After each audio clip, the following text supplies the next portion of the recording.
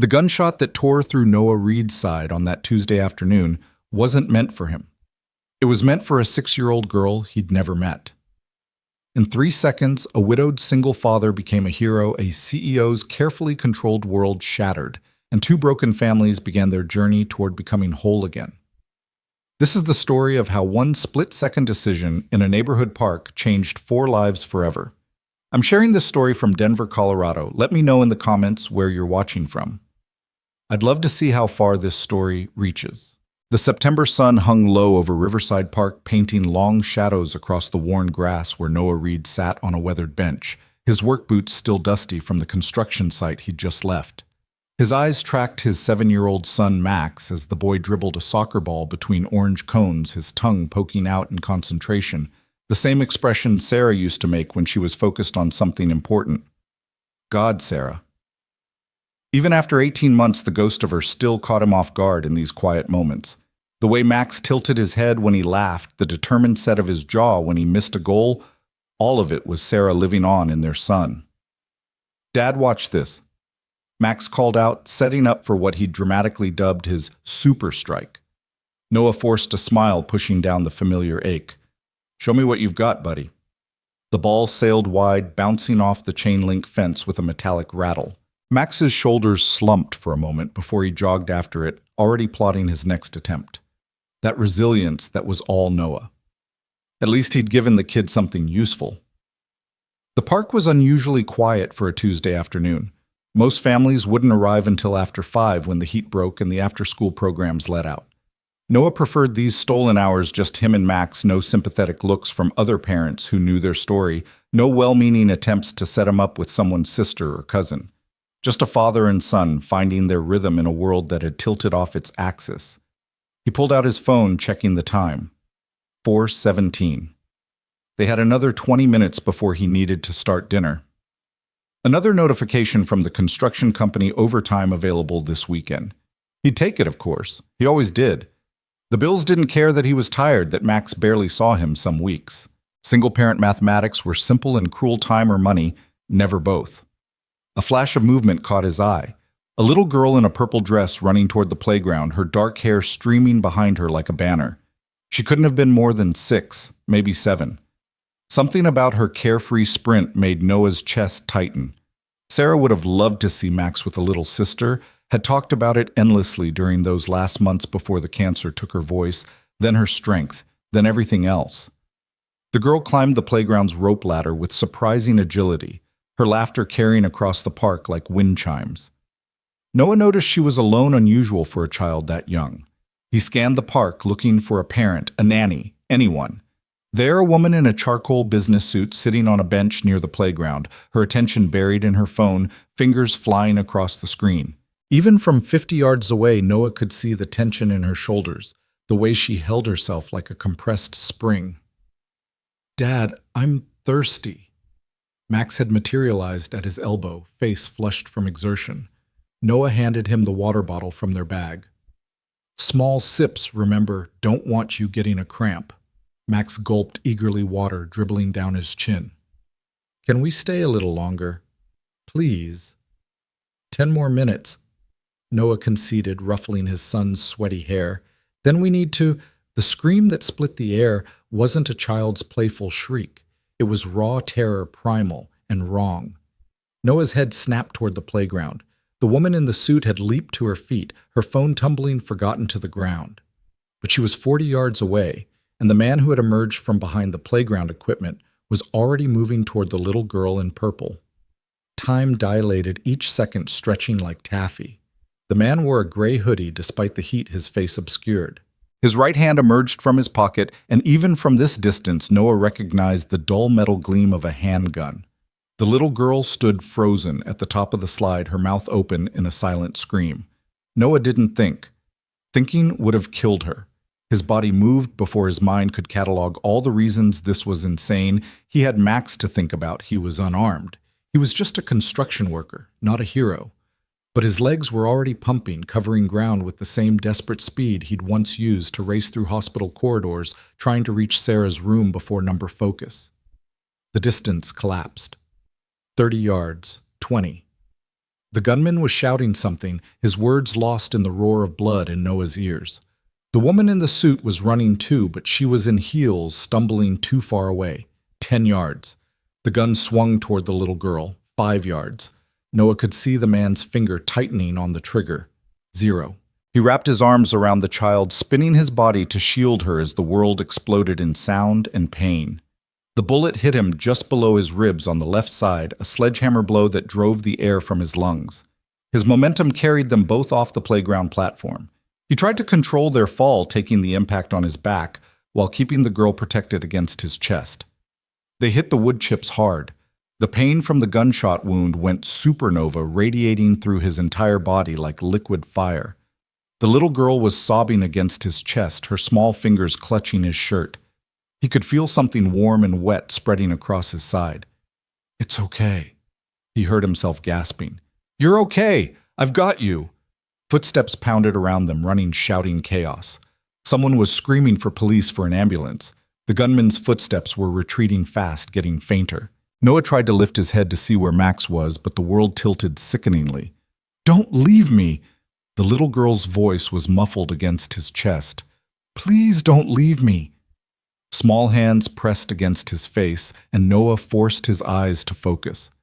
The girl's face was inches from his, her dark eyes wide with terror. She couldn't have been more than 6, with delicate features and a small scar on her chin. Tears had carved clean tracks through the dirt on her cheeks. "I'm not going anywhere," Noah lied, tasting copper in his mouth. "What's your name, sweetheart?" "Grace," she whispered. "My name is Grace." "That's a beautiful name." The edges of his vision were going gray. "I'm Noah. Can you do something for me, Grace?" She nodded frantically. "Can you press really hard right here?" He guided her small hands to the wound on his side, trying not to cry out at the pressure. "Like you're giving me the world's strongest hug, okay?" "Grace." The woman in the suit crashed to her knees beside them, her hands hovering uncertainly over her daughter. Up close, Noah could see she was younger than he'd first thought, maybe mid-30s with sharp cheekbones and eyes the same dark brown as Grace's. Her composure had shattered completely, replaced by raw maternal terror. "Oh God, baby, are you hurt? Are you—" "He saved me, Mama." Grace said, her hand still pressed against Noah's wound. "The bad man was going to hurt me, and he saved me." The woman's eyes locked onto Noah's, and in them he saw a complexity of emotions that defied description. Gratitude, horror, desperation, something else he couldn't name. "The ambulance is coming," she said, her voice steadier than her shaking hands. "Just hold on, please, just hold on." "My son," Noah managed. "Max, 7 years old, blue shirt. I'll find him. I'll take care of him." She was already looking around, spotting Max standing 20 feet away with a woman who had her arm around his shoulders. "The lady in the red shirt has him. He's safe." Relief flooded through Noah, followed immediately by a wave of dizziness. The gray at the edges of his vision was spreading darkness, creeping in like tide water. "Stay with me," the woman commanded, her hand covering his where it pressed against the wound. "You don't get to save my daughter and then die on us. That's not how this works." "Mama's right," Grace said solemnly, her small face fierce with determination. "You have to stay. You're my hero." Noah wanted to laugh at the absurdity of being lectured by a 6-year-old, but he couldn't seem to get enough air. Sirens were wailing somewhere close, getting louder. His vision tunneled down to Grace's face, her small hand still pressed against his side with all her might. "You're doing great, Grace," he whispered. "So brave." "Like you," she whispered back. The world fragmented into snapshots, paramedics swarming around them. Grace being pulled gently away. Her mother's voice sharp and commanding as she rattled off medical information. How did she know his blood type? Then Noah realized she was talking about Grace, checking her daughter for injuries, even as the paramedics worked on him. Someone was sliding a board under him, strapping him down. An oxygen mask covered his face. Through the crowd of medical personnel, he caught a glimpse of Max, his son's face white with terror. "Max!" He tried to call out, but the mask muffled his voice. The woman in the suit, Grace's mother, appeared in his field of vision. "I've got him. I'll bring him to the hospital. I'll take care of everything." Her hand briefly squeezed his. I promise.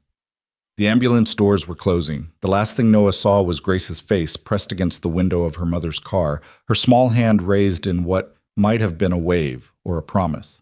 Then the darkness claimed him. Noah surfaced from unconsciousness like a deep-sea diver rising through layers of pressure. First came the pain, a dull, insistent throb in his left side that pulsed with his heartbeat. Then the sounds, the steady beep of monitors, the distant murmur of voices, the whisper of ventilation systems. Finally, the antiseptic smell that could only mean one thing: hospital. He'd spent enough time in hospitals with Sarah to recognize the particular quality of light that filtered through industrial blinds the way it painted everything in shades of beige and gray. But this was different. He was the patient now, not the helpless observer. His throat felt like sandpaper. When he tried to speak, only a croak emerged. Easy. A nurse appeared in his peripheral vision, a middle-aged woman with kind eyes and competent hands. "You're at Denver Medical. You've been out for about 6 hours. The surgery went well." Surgery. Right. He'd been shot. The memories rushed back the park, the gunman Grace's terrified face. "The girl," he managed. "Is she? She's perfectly fine, thanks to you." The nurse adjusted his IV with practiced efficiency. "Been asking about you every 10 minutes, according to her mother. Speaking of which, you have quite the crowd in the waiting room. Your son is here with, well, I'm not entirely sure who she is, but she's been handling things like a general marshalling troops." That had to be Grace's mother. True to her word, she'd taken care of Max. Noah felt something in his chest unclench slightly. "Can I see my son?" "Let me check with the doctor, but I think we can arrange a short visit. You're lucky, Mr. Reed. The bullet missed everything vital. You'll be sore for a while, but you're going to make a full recovery." Lucky. Noah wanted to laugh. He'd been shot protecting a stranger's child, leaving his own son to watch his father bleed out in a park. Sarah would have had words about his definition of luck. 20 minutes later, after the doctor had checked him over and pronounced him stable enough for visitors, the door opened. Max burst through like a small hurricane, then stopped abruptly 3 feet from the bed, uncertainty replacing momentum. "It's okay, buddy," Noah said, his voice stronger now. "Come here." Max approached slowly, his eyes taking in the bandages, the IV, the monitors. "Does it hurt?" "Some. But I'm okay. I promise." "You saved that girl." It wasn't a question. Max's voice held a mixture of awe and something else, fear maybe, or anger. "Yeah. Mom would have done the same thing." Max climbed carefully onto the chair beside the bed, pulling his knees to his chest. "That's what Mrs. Cole said. That Mom would have been proud." Mrs. Cole. So that was her name. As if summoned by the mention, there was a knock at the door. The woman from the park entered, but this was a different version of her. Gone was the power suit, replaced by jeans and a simple white blouse. Her hair, which had been pulled back in a severe bun, now fell in waves past her shoulders. She looked younger, softer, but her eyes remained sharp, assessing. Grace peeked out from behind her mother's legs, then ran to Noah's bedside before anyone could stop her. "You're awake." She beamed at him, then immediately looked concerned. "Does it hurt terribly?" "Not terribly," Noah assured her. "How are you doing, brave girl?" "I'm not the brave one," Grace said matter-of-factly. "You're the one who got shot." "Grace," her mother said gently, "remember what we talked about, gentle voices in the hospital?" "Sorry, Mama." Grace's voice dropped to an exaggerated whisper. "Thank you for saving me, Mr. Noah." "You're welcome, Grace." Mrs. Cole moved closer, and Noah could see the exhaustion written in the lines around her eyes, the way her hands trembled slightly before she clasped them together. "I'm Alexandra Cole," she said formally, then seemed to catch herself. "Alex, She stopped, took a breath. "I don't know how to thank you. What you did, anyone would have—" "No." Her voice was sharp, cutting through his deflection. "They wouldn't have. 20 people in that park, and you were the only one who moved. You didn't know us. You had your own child to think about. And you still—" Her composure cracked slightly. "You saved my daughter's life." Noah didn't know what to say to that. The truth was, he hadn't thought about it at all. There had been a child in danger, and his body had moved. It was that simple and that complicated. The police caught him. Alex continued, her voice steadier now, returning to facts. Marcus Hoffman, my ex-husband's brother. He's had mental health issues for years, but we never thought... She stopped again, glancing at the children. That's a conversation for later. Ex-husband's brother. Noah filed that information away, noting the way Alex's jaw tightened when she mentioned it. Right now, Alex continued, I need you to know that all of your medical expenses will be covered. Everything. And I've arranged for a private room as soon as one becomes available.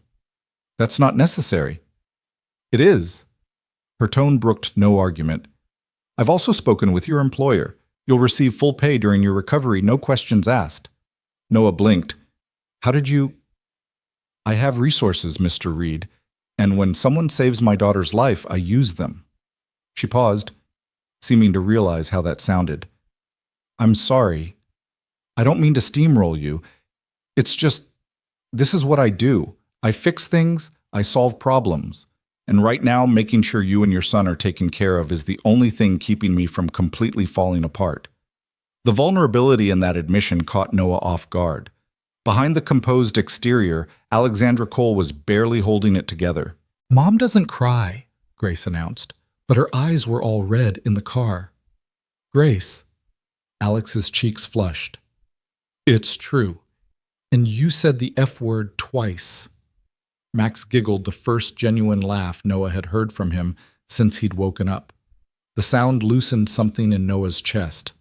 Okay, that's enough sharing for now, Alex said, but there was warmth in her voice. We should let Mr. Reed rest. Can we come back tomorrow? Grace asked. I made you a card. Well, I started one, but I need more crayons. The good ones, not the broken ones from the hospital waiting room.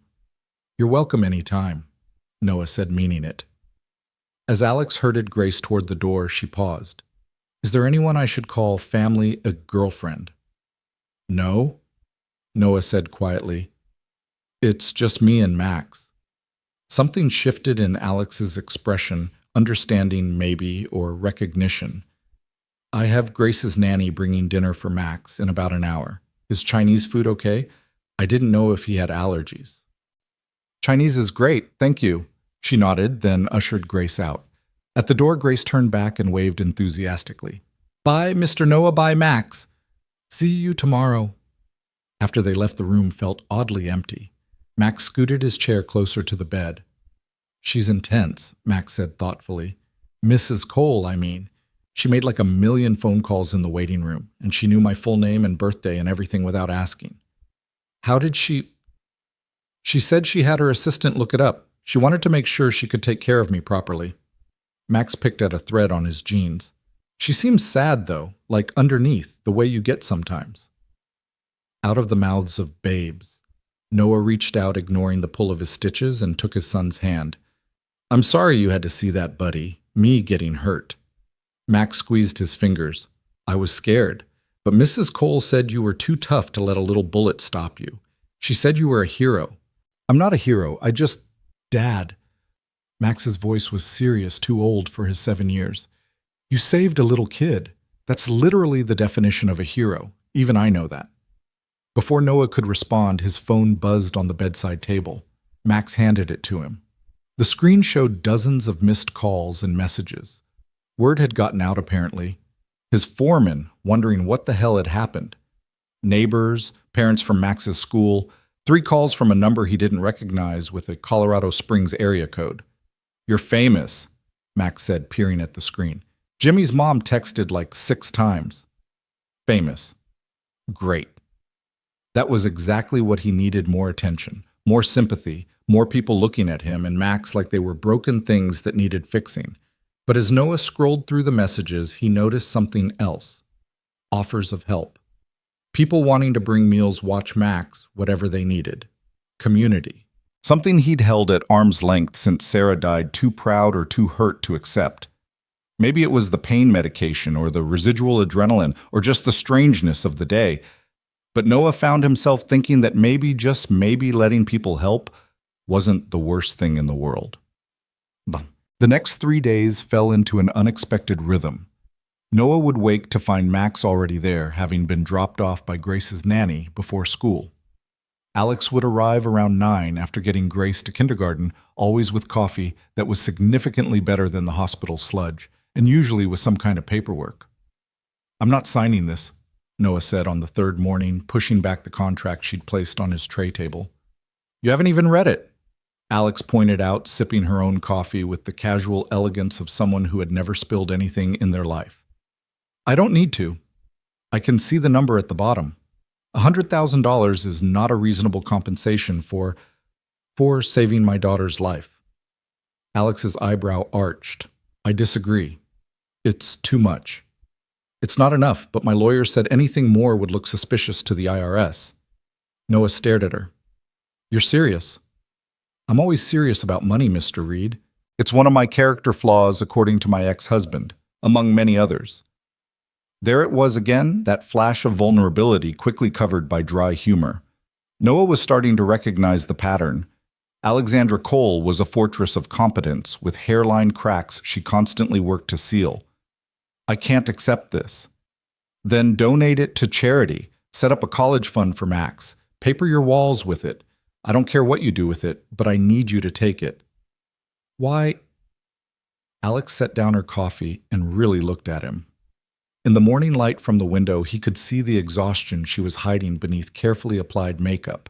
"Because for the rest of my life, every birthday, Grace has every graduation, every wedding, every moment I get to watch her grow up, I'll owe to you. And I cannot live with that debt without doing anything to balance the scales, even though I know it never really will be balanced." The raw honesty in her voice made Noah's chest tight in a way that had nothing to do with his healing wound. "It wasn't about money," he said quietly. "It wasn't about reward or recognition or anything like that. She was a scared little kid and I could help, that's all." "I know." Alex's voice was equally quiet. "That's what makes it worse. You didn't know she was my daughter. You didn't know I had the means to reward you. You just acted because that's who you are. Do you have any idea how rare that is?" Before Noah could answer, the door burst open. Grace ran in, followed by Max, both of them giggling about something. "Mr. Noah, look." Grace thrust a piece of paper at him. It was a drawing of what appeared to be him in a cape standing in front of a playground. "I made you a superhero picture, that's you, and that's me, and that's the bad guy running away because he's scared of you." "It's awesome," Noah said, meaning it. "Thank you, Grace." "I helped with the cape," Max added proudly, "because all superheroes need capes." "No capes," Grace said dramatically. "Haven't you seen The Incredibles' capes are dangerous?" As the kids devolved into a heated debate about superhero costume safety. Alex moved closer to Noah's bed. "There's something else," she said quietly. "The man who shot at Grace Marcus, he's been denied bail, but there will be a trial. You'll need to testify." Noah nodded. He'd expected as much. "I'll make sure you have the best legal support," Alex continued, "and protection if needed. Marcus has issues. His family is complicated. Your ex-husband's family." "Yes," the word came out clipped. "Richard and I have been divorced for 2 years, but his family still blames me for it, for taking Grace away from them. Marcus in particular never accepted the divorce. He has a history of mental illness, stopped taking his medication about 6 months ago. We had a restraining order, but restraining orders don't stop bullets." "No, they don't." Alex wrapped her arms around herself, a gesture that made her look suddenly fragile. "I should have been watching more carefully. I knew he'd been escalating. There had been letters, threats. I hired security for the house for Grace's school, but I thought a public park in the middle of the day would be safe." "You couldn't have known." "Couldn't I? I'm supposed to protect her. That's my job. And I failed." "You didn't fail. You can't control everything." Alex laughed, but there was no humor in it. "That's what my therapist says. I'm not very good at believing it." Noah understood that feeling intimately. The crushing weight of responsibility, the constant second-guessing, the what-ifs that haunted 3 a.m. thoughts. He'd felt it every day since Sarah's diagnosis, wondering if he'd pushed hard enough for second opinions, if he'd researched enough treatments, if he'd failed her by not being able to save her. "Grace is safe," he said firmly. "That's what matters. Thanks to you. Thanks to both of us. You raised a smart kid who knew to scream for help. You were there watching her. The system worked." Alex studied him for a long moment. You're very kind, Mr. Reed. Noah, please. We've bled together more or less. I think that puts us on a first-name basis. That earned him a small, genuine smile. Noah, then. Mom, can Grace come to our house sometime? Max interrupted. I want to show her my Lego city. Can I? Mama, please? Grace bounced on her toes. Alex glanced at Noah, who shrugged. Fine by me. We'll see, Alex said in that universal parent tone that meant probably, but I need to think about it first. A knock at the door interrupted whatever Grace was about to say. A man in a suit entered expensive suit. Noah noted the kind that cost more than he made in a month. Alexandra, we need to discuss the Marshall contract. The man stopped, taking in the scene. I apologize. I didn't realize you were still here. David, this is Noah Reed, Alex said, her tone shifting to something more professional. Noah David Chen, my CFO. David's eyes widened slightly. The man from the news. You saved Grace. The news. Noah groaned internally. He'd managed to avoid most of the coverage, but Max had mentioned something about a story on Channel 9. David, we can discuss the Marshall contract this afternoon, Alex said firmly. I'll be in the office by 2. Of course, David nodded to Noah. It's an honor to meet you, Mr. Reed. What you did was extraordinary. After David left, Alex checked her phone and sighed. I have to go. Board meeting in an hour. On a Saturday? Emergency session. The Marshall contract David mentioned, it's a potential acquisition, $300 million. She said it casually like it was grocery money. Noah tried not to let his shock show. He knew Alex was wealthy, the designer clothes and easy authority had made that clear, but $300 million was a different level entirely. What exactly does your company do? Tech development, mostly AI and machine learning applications for healthcare. Alex gathered her things, then paused. Actually, that gives me an idea.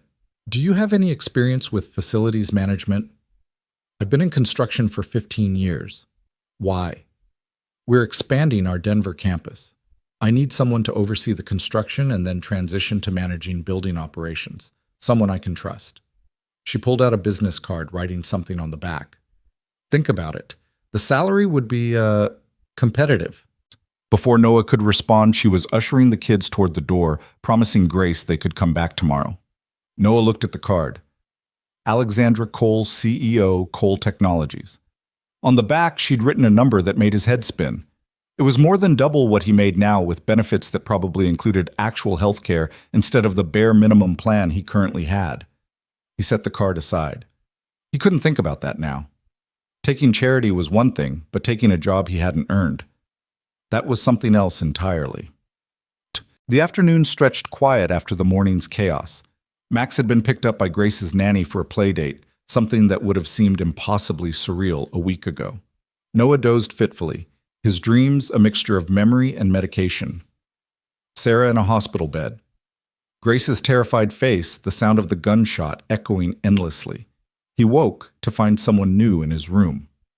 An elderly woman with silver hair pulled back in an elegant bun, wearing a cardigan that probably cost more than his monthly rent. She was sitting in the visitor's chair, hands folded over a designer purse, watching him with sharp blue eyes. Mr. Reed, I'm Eleanor Cole, Alexandra's mother. Noah struggled to sit up straighter, wincing at the pull of his stitches. Mrs. Cole? Eleanor, please. I apologize for the ambush, but I wanted to meet you without the circus that seems to follow my daughter everywhere she goes. There was something in her tone, not quite criticism, but a gentle exasperation that spoke of long familiarity with Alex's intensity. She means well, Noah said, feeling oddly compelled to defend Alex. Eleanor's smile was knowing. She does. She also has a tendency to overwhelm people with her good intentions. I wanted to make sure you weren't feeling railroaded. I appreciate the concern, but I'm fine. Are you a week ago you were a single father working construction, minding your own business? Now you're a hero in the news. My daughter is trying to reorganize your entire life, and you're lying in a hospital bed with a hole in your side. That's quite a lot to process. Noah couldn't argue with that. Eleanor leaned forward slightly. May I ask you a personal question? Sure. Your wife, how long has she been gone? The question caught him off guard. 18 months. Cancer. I'm sorry, that must have been devastating for you and your son. It was. Eleanor nodded slowly. My husband died 6 years ago. Heart attack at his desk. He was like Alexandra, working constantly, trying to control everything, including his own mortality. She inherited that from him along with the company. She built the company herself, didn't she? She built it into what it is now. Richard, her ex-husband, he never understood that. He wanted a trophy wife who would host dinner parties and serve on charity boards. Alexandra wanted to change the world. Eleanor's expression softened. The divorce was ugly. Richard's family has money, old San Francisco banking money, and they used every connection they had to try to take Grace away from her. But Alex won. She did. But it cost her. Not just financially, though the legal fees were astronomical. It cost her faith in people. She doesn't trust easily anymore. Eleanor fixed him with those sharp eyes. Which is why what you did means more than you probably realize. You showed her that there are still good people in the world. People who do the right thing without calculating the cost or benefit. Noah didn't know what to say to that. I'm not here to pressure you, Eleanor continued. If anything, I want to make sure Alexandra isn't pressuring you. The job offer, the money, you should only accept what feels right to you. But I also want you to know that these offers come from a place of genuine gratitude, not pity or obligation. It feels like too much, Noah admitted. Perhaps. Or perhaps you're not used to accepting help. It's a common trait among those who've had to be strong for others. Eleanor stood smoothing her skirt. Your son is a delightful boy, by the way. He and Grace have become quite inseparable these past few days. Max doesn't make friends easily, neither do I, honestly. Neither does Alexandra. Perhaps that's something you all have in common. Eleanor moved toward the door, then paused. Read Noah. Let me leave you with one thought. Sometimes life takes everything from us, and we learn to live with less. We become experts at survival. But when life offers us something back, we often don't know how to accept it. We've forgotten that we deserve good things too. After she left, Noah lay staring at the ceiling, thinking about her words. He'd become so accustomed to struggling, to doing everything alone, that the idea of accepting help felt foreign, almost threatening. But what if Eleanor was right? What if he was so focused on surviving that he'd forgotten what it felt like to actually live? Molkin. That evening, just as the sun was painting the sky in shades of orange and pink, Alex returned. She looked different, tired, her professional armor discarded. She wore jeans and an old Stanford sweatshirt, her hair pulled back in a messy ponytail. I know visiting hours are over, she said, hovering in the doorway. I can go if... It's fine. Come in. She entered carrying a paper bag that smelled like Chinese food. I brought dinner. Figured hospital food must be getting old. You figured right. She unpacked containers, lo mein orange chicken spring rolls. It was enough food for 3 people. Hungry? Noah asked, amused. I haven't eaten since breakfast. The board meeting ran long. She pulled a chair closer to his bed, using the tray table as a makeshift dining surface. Do you mind if I... Please, eat. They ate in companionable silence for a few minutes. Noah was surprised by how comfortable it felt sharing a meal with this woman he barely knew. Your mother came by, he said eventually. Alex paused mid-bite. Of course she did. Let me guess she's psychoanalyzed you and delivered some profound life wisdom wrapped in subtle guilt. Something like that. I'm sorry, she means well, but she can be a bit much. Pot meat kettle. Alex looked startled, then laughed a real laugh.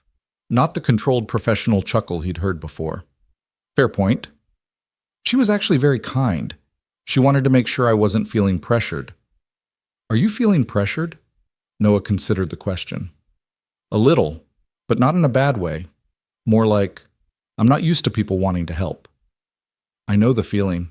Alex picked at her food. After my divorce, I was so determined to do everything myself, prove I didn't need anyone. It took me a year to realize I was just making everything harder for myself and Grace. What changed? Grace started kindergarten. I was trying to be CEO, supervise a campus expansion fight, a custody battle, and make it to every school event. I missed her first field trip because of a board meeting. She didn't say anything, but I could see the disappointment in her eyes. That night I hired a nanny and stopped trying to be superhuman. Sounds familiar. I missed Max's school play last year because I had to take an overtime shift. The look on his face, Noah trailed off. We do the best we can, Alex said softly. That has to be enough, right? Does it feel like enough? Never. They shared a look of understanding, two single parents carrying the weight of trying to be everything to their children. Can I ask you something? Alex said. Why construction? You seem like someone who could do anything. Noah shrugged, then winced at the movement. Started right out of high school. Sarah and I got married young, had Max young. Construction paid well enough to support a family without a degree. Keep meaning to go back to school, but life keeps happening. Exactly. Alex was quiet for a moment. The job offer isn't charity, you know. I actually do need someone I can trust to oversee the expansion. Someone detail-oriented who won't be intimidated by contractors trying to cut corners or board members trying to micromanage. You don't know if I'm any of those things. Don't I? Alex pulled out her phone, scrolling to something. James Rodriguez, your current foreman. He says you're the most reliable worker he's ever had. You catch mistakes others miss, you're never late, and you've trained half his current crew. Maria Santos, Mac's teacher. She says you're one of the few parents who always reads the weekly newsletters and actually responds to her emails. Tom Chen, your neighbor. He says you helped him rebuild his deck last summer and wouldn't accept payment. Noah stared at her. You had me investigated. I had my assistant make some calls. There's a difference. Is there? Alex had the grace to look slightly embarrassed. I'm thorough. It's another character flaw. How many character flaws are you claiming to have? According to my ex-husband, too many to count. According to my therapist, just enough to make me interesting. Despite himself, Noah laughed. You're not what I expected. What did you expect? I don't know. Someone colder, I guess? More corporate. I can be that person. I have to be most of the time. But it's exhausting. Alex gathered up the empty containers, avoiding his eyes. It's nice to not have to be her for a while. There was something vulnerable in that admission, something that made Noah's chest tight in a way that had nothing to do with his injury. For what it's worth it, he said, I like this version better. Alex smiled, soft, genuine, transformative. For a moment, she wasn't a CEO or a worried mother or a woman carrying too many responsibilities. She was just Alex sharing Chinese food in a hospital room as the day faded into evening. I should go, she said finally. Let you rest. But Noah, think about the job offer, please. Not because you saved Grace, but because I think you'd be good at it. And because I think maybe you deserve something good to happen for once. After she left, Noah lay in the growing darkness thinking about deserving good things, about accepting help, about the way Alex's smile had transformed her face.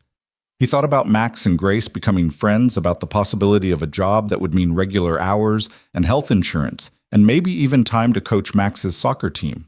He thought about Sarah, what she would say if she were here. She'd probably laugh at him for overthinking it.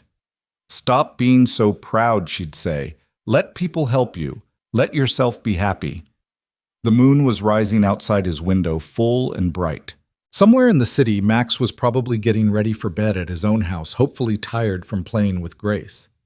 Somewhere else, Alex was probably still working, trying to control all the variables in her life, except the ones that really mattered.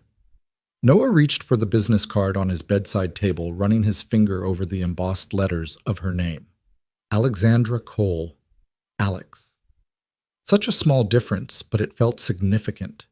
The CEO was Alexandra. The woman who brought him Chinese food and laughed at his jokes was Alex. He made his decision then in the moonlit quiet of his hospital room. He would take the job. Not because he'd saved Grace, not out of gratitude or obligation, but because maybe, just maybe, it was time to stop simply surviving and start living again. Maybe it was time to believe he deserved good things. And maybe though he wasn't quite ready to admit it even to himself, it was because he wanted to see more of Alex, the real Alex, not the CEO, not the woman armored in designer suits and professional distance. The woman who ate Chinese food with her fingers and worried about being a good enough mother and smiled like sunrise when she let her guard down. It was a dangerous thought, one he pushed aside quickly. He'd saved her daughter. She was grateful. That was all this was. But as sleep finally claimed him, Noah found himself thinking about the way she'd said his name soft and careful, like it was something worth handling gently. Tomorrow, he would be released from the hospital. Tomorrow, real life would resume with all its complications and responsibilities. But tonight, in this liminal space between his old life and whatever came next, Noah allowed himself to hope. It had been so long since he'd felt hope that he'd almost forgotten what it was like, that flutter in his chest that suggested maybe, just maybe, the best parts of his story weren't behind him after all. The moonlight painted silver squares on the hospital floor, and somewhere in the distance, a siren wailed another emergency, another life changing in an instant. But for now, in this moment, Noah Reed closed his eyes and let himself believe in the possibility of good things coming. He thought of Grace's fierce determination as she pressed her small hands against his wound, of Max's laugh when Grace made him smile, of Alex's vulnerability when she admitted she couldn't do everything alone. They were all broken in their own ways, him and Max, from loss, Alex and Grace, from betrayal and fear. But maybe Noah thought, as sleep pulled him under, broken things could sometimes fit together in new ways. Maybe they could make something different, something unexpected, something good. The last conscious thought he had was of Sarah, and for the first time in 18 months it didn't hurt. He could almost hear her voice warm with approval. "It's about time, Noah. It's about time." Outside, the city lived and breathed around the hospital, millions of lives intersecting and diverging, stories beginning and ending. But inside room 314, Noah Reed slept peacefully. His decision made his path forward suddenly surprisingly clear. Tomorrow would bring challenges. There would be reporters wanting his story, legal proceedings to navigate, a new job to learn, and the complicated dance of figuring out where he and Max fit into the lives of Alexandra and Grace Cole. But tonight, there was just the quiet certainty that he'd made the right choice, not just in that split second in the park when he'd chosen to save a little girl, but in this moment choosing to accept help, to embrace change, to open himself to the possibility that life after loss could still hold joy. The moon continued its arc across the sky, and Noah slept on, unaware that 3 miles away, Alex was standing at her office window looking at the same moon and thinking about the same possibilities. She'd built an empire on calculation and control, but Noah Reed had reminded her that the best things in life, love, trust, heroism, couldn't be quantified or controlled. They could only be chosen moment by moment, day by day. And tomorrow, when the sun rose over Denver, they would all begin choosing their way toward each other, one careful step at a time. The morning Noah was discharged from the hospital arrived with unseasonable rain, the kind that turned Denver's streets into rivers and made everything smell like wet concrete and possibility. Max stood by the window of room 314, his nose pressed against the glass, watching the drops race each other down the pane, while Noah slowly pulled on the clothes Alex had sent over, jeans that actually fit, and a soft Henley that didn't aggravate his bandages. "She got your size exactly right," Max observed, turning from the window. "That's kind of creepy." "Or thorough," Noah countered, though he privately agreed it was a bit unsettling how accurately Alex had guessed not just his clothing size, but his preference for broken-in denim and shirts without logos. The door opened, and Alex herself entered, shaking raindrops from her umbrella. She wore what Noah was beginning to recognize as her casual uniform designer jeans, a cashmere sweater, and an expression that suggested she'd already solved 3 problems before breakfast. "Ready?" she asked, then noticed Max's backpack. "Oh, good, you remembered your homework. Grace is convinced you promised to help her with her reading." "She's already better at reading than half my class," Max said, but he was smiling. As they made their way through the hospital discharge process, Noah noticed how Alex managed everything with quiet efficiency. Paperwork appeared and disappeared. Wheelchair protocols were somehow waived. And before he quite understood how it happened, they were in the back of a black SUV with leather seats that probably cost more than his truck. "This isn't the way to my apartment," Noah said, as they turned onto a tree-lined street he didn't recognize. "No, it's the way to mine," Alex said, not looking up from her phone. "You're staying in our guest house while you recover. It's already been arranged." "Alex, the doctor said you need someone to monitor your wound for signs of infection. You can't lift anything over 10 pounds for 2 weeks, and you live in a third-floor walk-up with no elevator. She finally looked at him. Unless you have a better solution. He didn't, and they both knew it. What he had was a stubborn pride that had kept him going for 18 months and was now running headfirst into Alex's immovable will. The coal estate. Because that's what it was, an estate took Noah's breath away. Not ostentatious, but elegant in that understated way that whispered rather than shouted its wealth. The main house was all clean lines and vast windows set back from the street behind gates that opened smoothly as they approached. The guest house, visible beyond a pool that gleamed like a sapphire despite the rain, was bigger than his apartment. "This is too much," Noah said. "This is practical," Alex countered. "Grace has been having nightmares. Having you close by helps her feel safe.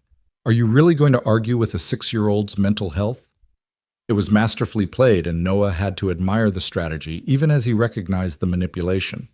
Grace must have been watching for them, because she burst out of the main house before the car fully stopped flying across the wet driveway in rainbow rain boots and a unicorn raincoat. "Mr. Noah Max, you're here. I made cookies, but Mama says we can't eat them until after lunch. But maybe just one wouldn't hurt, right?" Her enthusiasm was infectious. Max was already out of the car, the two of them racing toward the house with the abandon of children who hadn't yet learned to be careful with friendship. "He hasn't been this happy in months," Noah said quietly. "Neither has she," Alex replied.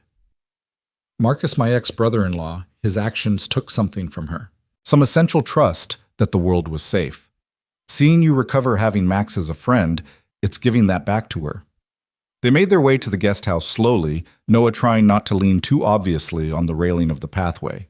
The space was gorgeous, all warm woods and soft grays, with a kitchen that opened onto a living area and floor-to-ceiling windows that looked out onto the pool. "The bedroom's through there," Alex said, gesturing.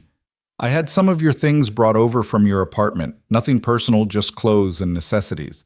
Max's room is upstairs if he wants to stay some nights, though I imagine he and Grace will be back and forth constantly."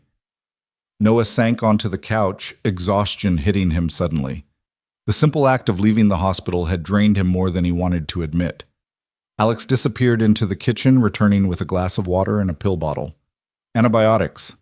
Every 6 hours. And before you argue, taking care of yourself isn't weakness, it's wisdom." "You sound like Sarah," Noah said without thinking, then froze. But Alex just smiled softly. "She sounds like she was a smart woman." "She was." Noah took the pills, washing them down. "She would have liked you. You're both forces of nature disguised as normal people." "I'm hardly normal," Alex said, sitting in the chair across from him. "Normal people don't have panic rooms and security details and ex-in-laws who try to kidnap their children." The weight of what had almost happened, settled between them. Noah could see it in the tightness around Alex's eyes, the way her fingers worried at the edge of her sweater. "He won't hurt her again," Noah said firmly. "No," Alex agreed. "He won't, because he's going away for a very long time and because I'm never letting my guard down again. That's no way to live. It's the only way I know how to live now." She stood abruptly. "I need to get to the office. There's food in the fridge, the Wi-Fi password is on the counter, and my cell is programmed into the house phone. Call if you need anything." After she left, Noah sat in the quiet luxury of the guest house, feeling unmoored. 3 weeks ago, his biggest concern had been making rent and getting Max to soccer practice on time. Now he was sitting in a guest house that was nicer than anywhere he'd ever lived about to start a job that would triple his salary, his son playing happily with a little girl whose life he'd saved.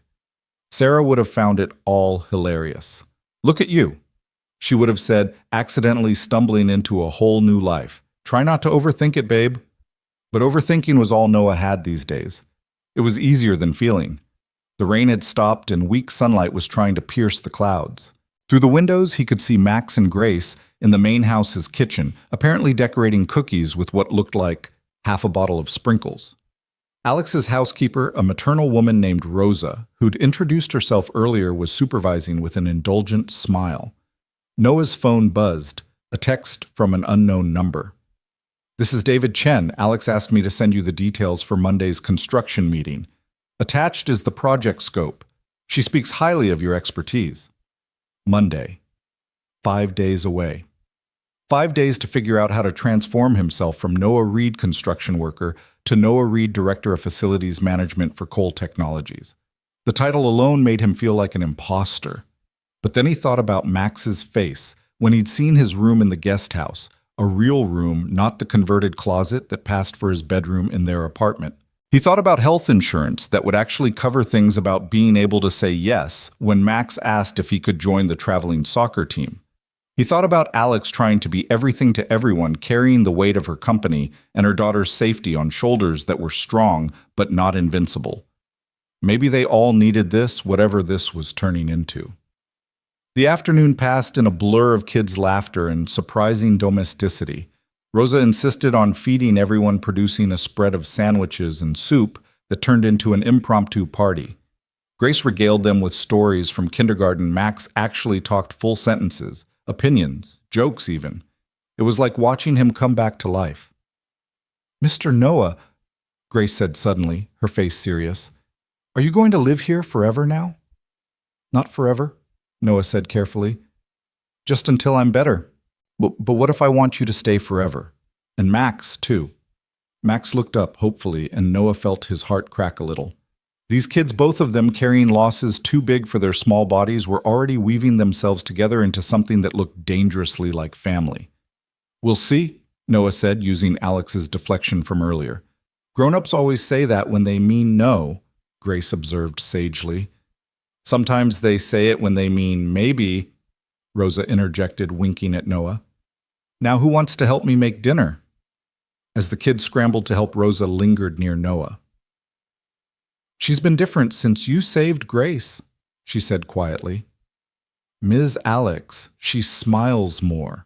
Real smiles, not the kind she wears for work. It's just relief. Her daughter's safe," Rosa shook her head. "I've worked for this family 6 years. I know the difference between relief and something else. She trusts you. Do you know how rare that is?" Before Noah could respond, Rosa was following the kids, leaving him alone with thoughts he wasn't ready to examine. That evening, Alex returned from work looking frayed. Her usually perfect hair was escaping its twist, and there was a coffee stain on her silk blouse that she kept trying to hide with her blazer. "Rough day?" Noah asked from where he'd stationed himself on the couch, ostensibly reading but really watching the kids build an elaborate fort in the living room of the main house. "The Marshall acquisition is hemorrhaging money. My CFO thinks I'm being too aggressive with expansion, and someone leaked our quarterly projections to TechCrunch." She collapsed into a chair, kicking off her heels. "How was your day?" "Grace and Max built a cookie empire, destroyed it via consumption, then created a blanket fort that's apparently a secret base for fighting cookie-stealing dragons." Alex laughed, the sound transforming her face. "Sounds more productive than my day. Mama, look." Grace emerged from the fort. "We made you a throne." What followed was Alex being ceremoniously crowned Queen of Blanketland, complete with a construction paper crown that Max had decorated with surprising artistic skill.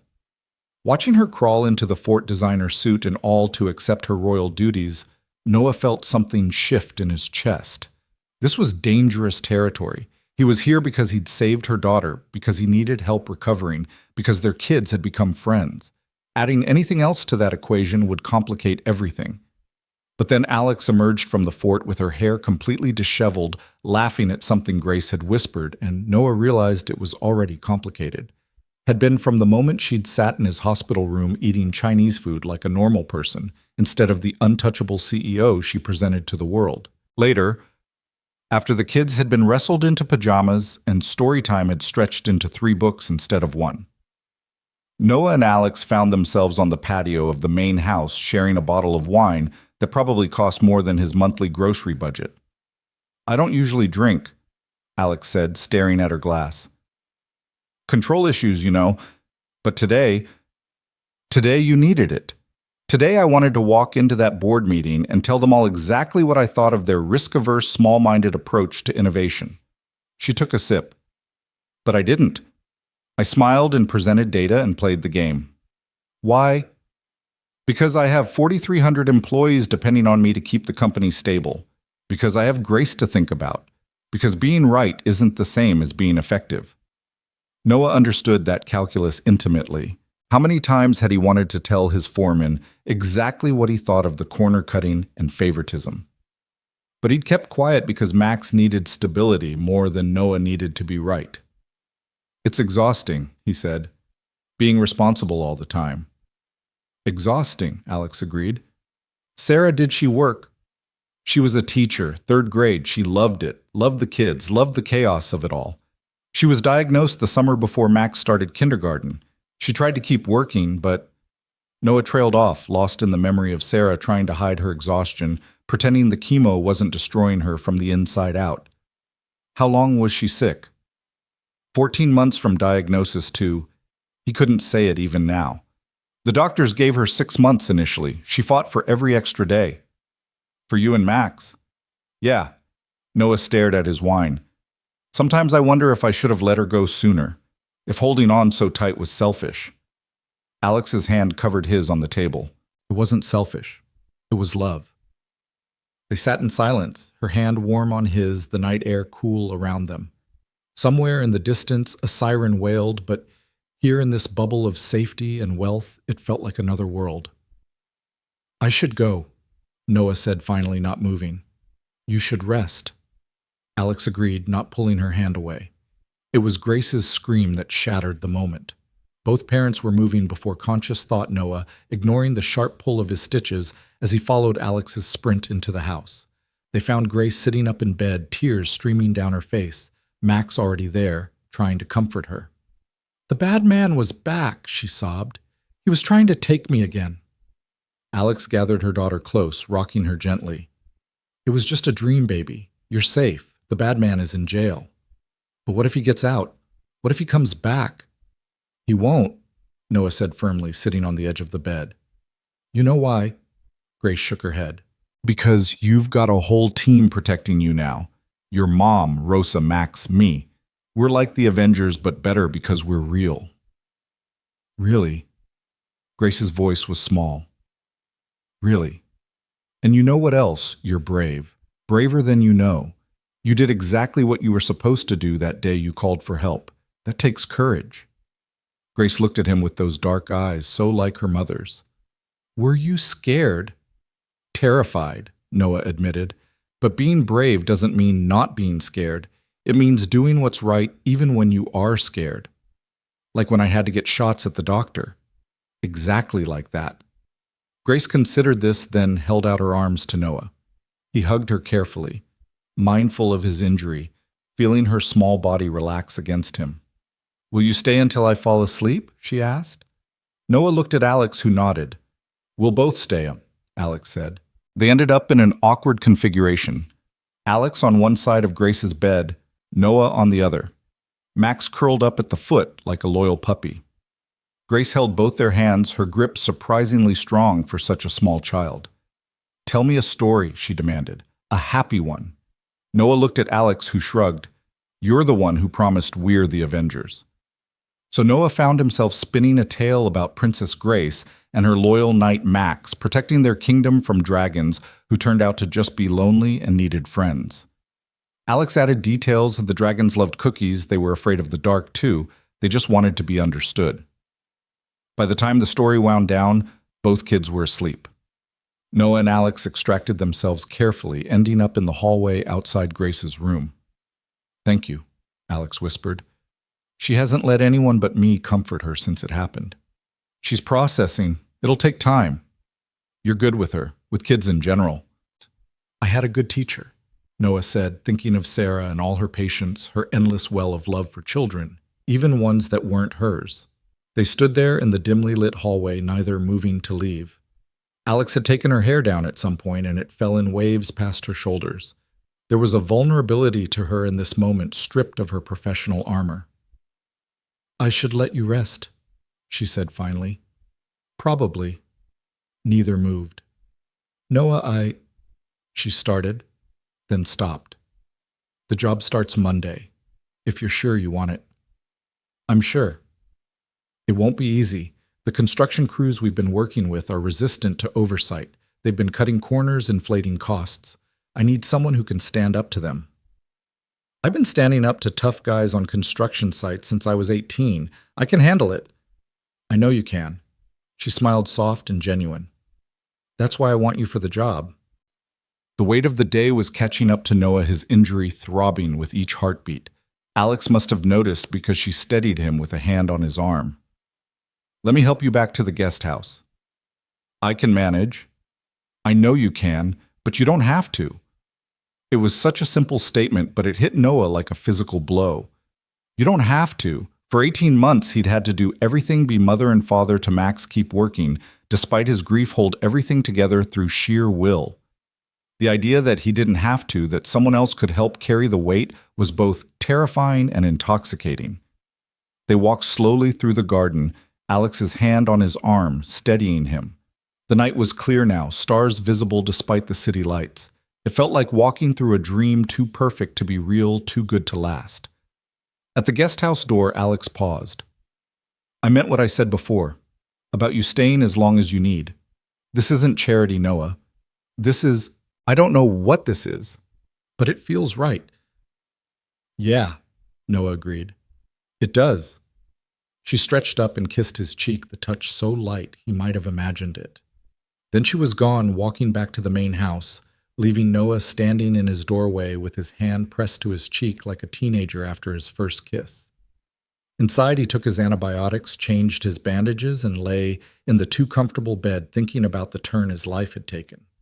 3 weeks ago, he'd been invisible, another single father struggling to make ends meet, grinding through each day just to get to the next. Now he was here in this impossible place, with these impossible people who were quickly becoming essential to him. His phone buzzed. A text from Alex. Thank you for tonight, for being there for Grace, for being there for both of us. He typed back, always. It was a dangerous promise, one he shouldn't make. But as he lay there in the darkness, listening to the unfamiliar sounds of this new place that was starting to feel like home, Noah realized he meant it. The next few days fell into a rhythm that felt both foreign and natural. Mornings with the kids, getting them ready for school, Alex leaving early for the office, pressed and perfect, but always pausing to kiss Grace goodbye, and increasingly to squeeze Noah's shoulder or touch his hand. Afternoons in the guest house, Noah reviewing the construction plans David Chen had sent, making notes about the obvious problems, the places where contractors were taking advantage of coal technology's deep pockets. Rosa became his unexpected ally, bringing him lunch and staying to chat, filling in the gaps about Alex's life that Alex herself would never share. Her father built the company from nothing, Rosa told him Thursday afternoon, but he was old-fashioned, wanted to leave it all to Alex's brother. But Michael, he had no head for business. Drunk driver killed him when he was 22. Mr. Cole never recovered. Had the heart attack 2 years later. And Alex inherited everything. At 25. Can you imagine fresh out of business school, grieving her father and brother, and suddenly responsible for a multi-million-dollar company? Then she met Richard at some charity thing, and everyone thought finally she'll have help. But Richard... Rosa's expression darkened. Richard wanted the money and the status, but not the woman who came with it. He tried to change her. He tried to diminish her, make her smaller, less threatening to his ego. When she wouldn't shrink herself down to fit his expectations, he found other women who would. Noah's hands clenched involuntarily. He cheated on her. Multiple times, then had the nerve to blame her for it, said she was too focused on work, too independent, too much. Rosa shook her head. Grace was the only good thing to come from that marriage. It explained so much Alex's need for control, her difficulty trusting the way she seemed constantly prepared for betrayal or disappointment. That evening, Alex came home earlier than usual, finding Noah in the main house kitchen, attempting to help Rosa with dinner while Max and Grace did homework at the breakfast bar. You should be resting, she said, but she was smiling. I've been resting for 4 days. I'm going stir-crazy. Mama, Mr. Noah is teaching us how to make his special spaghetti sauce, Grace announced. It's a secret recipe. Not that secret, Noah said. The trick is adding a little brown sugar to balance the acidity of the tomatoes. Brown sugar in spaghetti sauce? Alex looked skeptical. Trust me. She held his gaze for a moment, something passing between them. Okay. It was such a small word, but Noah heard the weight of it. Alex Cole didn't trust easily. But she was trusting him with her daughter, with her company, with this fragile thing building between them. Dinner was chaotic and perfect.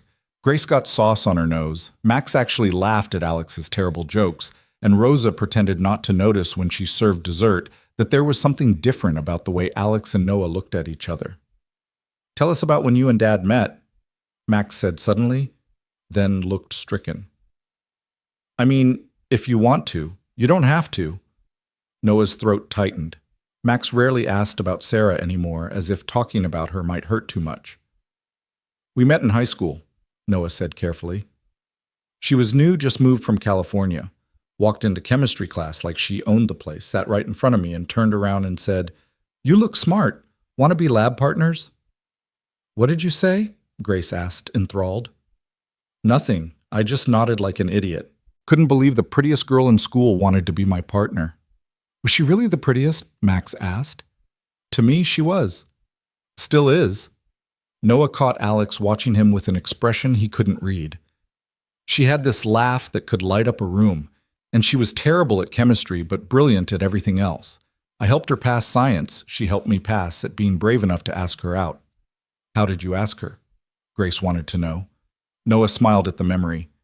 "I wrote it in the steam on her car window after practice one day. Prom, with a little heart. She said it was the corniest thing she'd ever seen. Then she said yes." "That's romantic." Grace sighed. "That's vandalism," Alex said, but she was smiling.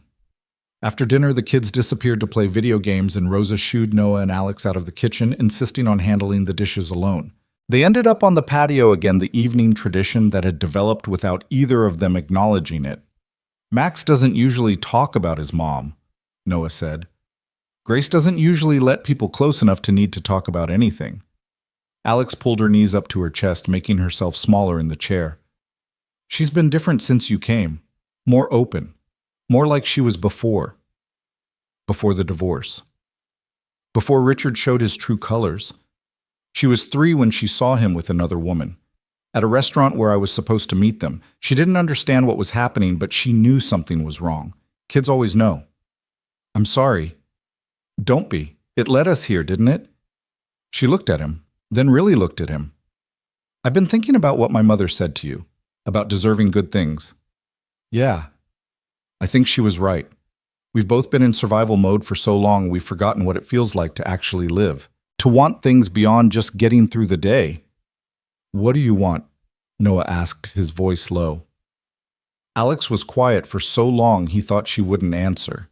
Then, "I want to not be afraid all the time. I want Grace to sleep through the night without nightmares. I want to trust someone besides my mother and Rosa." She paused. "I want to know what it feels like to be chosen for who I am, not what I can provide." The vulnerability in her voice made Noah's chest ache. He understood that want that need to be seen as a person rather than a role provider, protector parent. "You know what I want," he said. "I want Max to remember how to be a kid. I want to watch him grow up without constantly worrying about money. I want to stop feeling guilty for still being here when Sarah isn't." He took a breath. "I want to stop being afraid that letting someone new in means letting her go." They sat with those truths between them, heavy and real.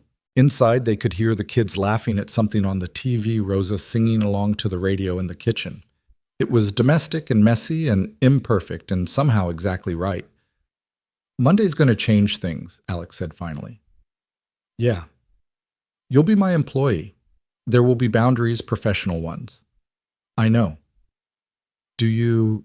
Because I'm not sure I do. I've never—" She trailed off, then started again. "I've never mixed personal and professional like this. It's dangerous." "Probably." "You're not making this easier," she said, but there was warmth in her voice. "Did you want easy?" "No," she admitted. "Easy would be simple. This is complicated." Noah thought about reaching for her hand, but didn't. Monday was coming, and with it, a new dynamic. He needed this job, needed the stability it would provide for Max. But he was also increasingly aware that he needed something else, something that had nothing to do with money or security, and everything to do with the way Alex looked in the moonlight, vulnerable and strong in equal measure. "We should review the construction plans," Alex said, clearly retreating to safer ground. "There are things you need to know about the contractors, about the politics involved." So they spent the next hour going over blueprints and budgets, Alex explaining the web of relationships and rivalries that Noah would have to navigate.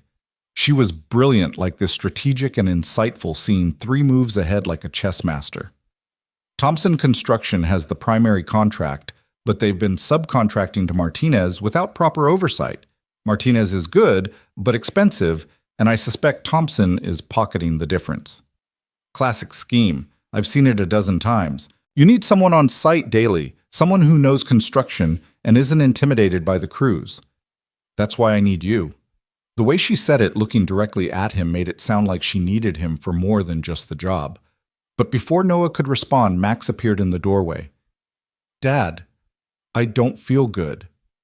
Noah was up immediately, pressing his hand to Max's forehead. Warm, but not alarming.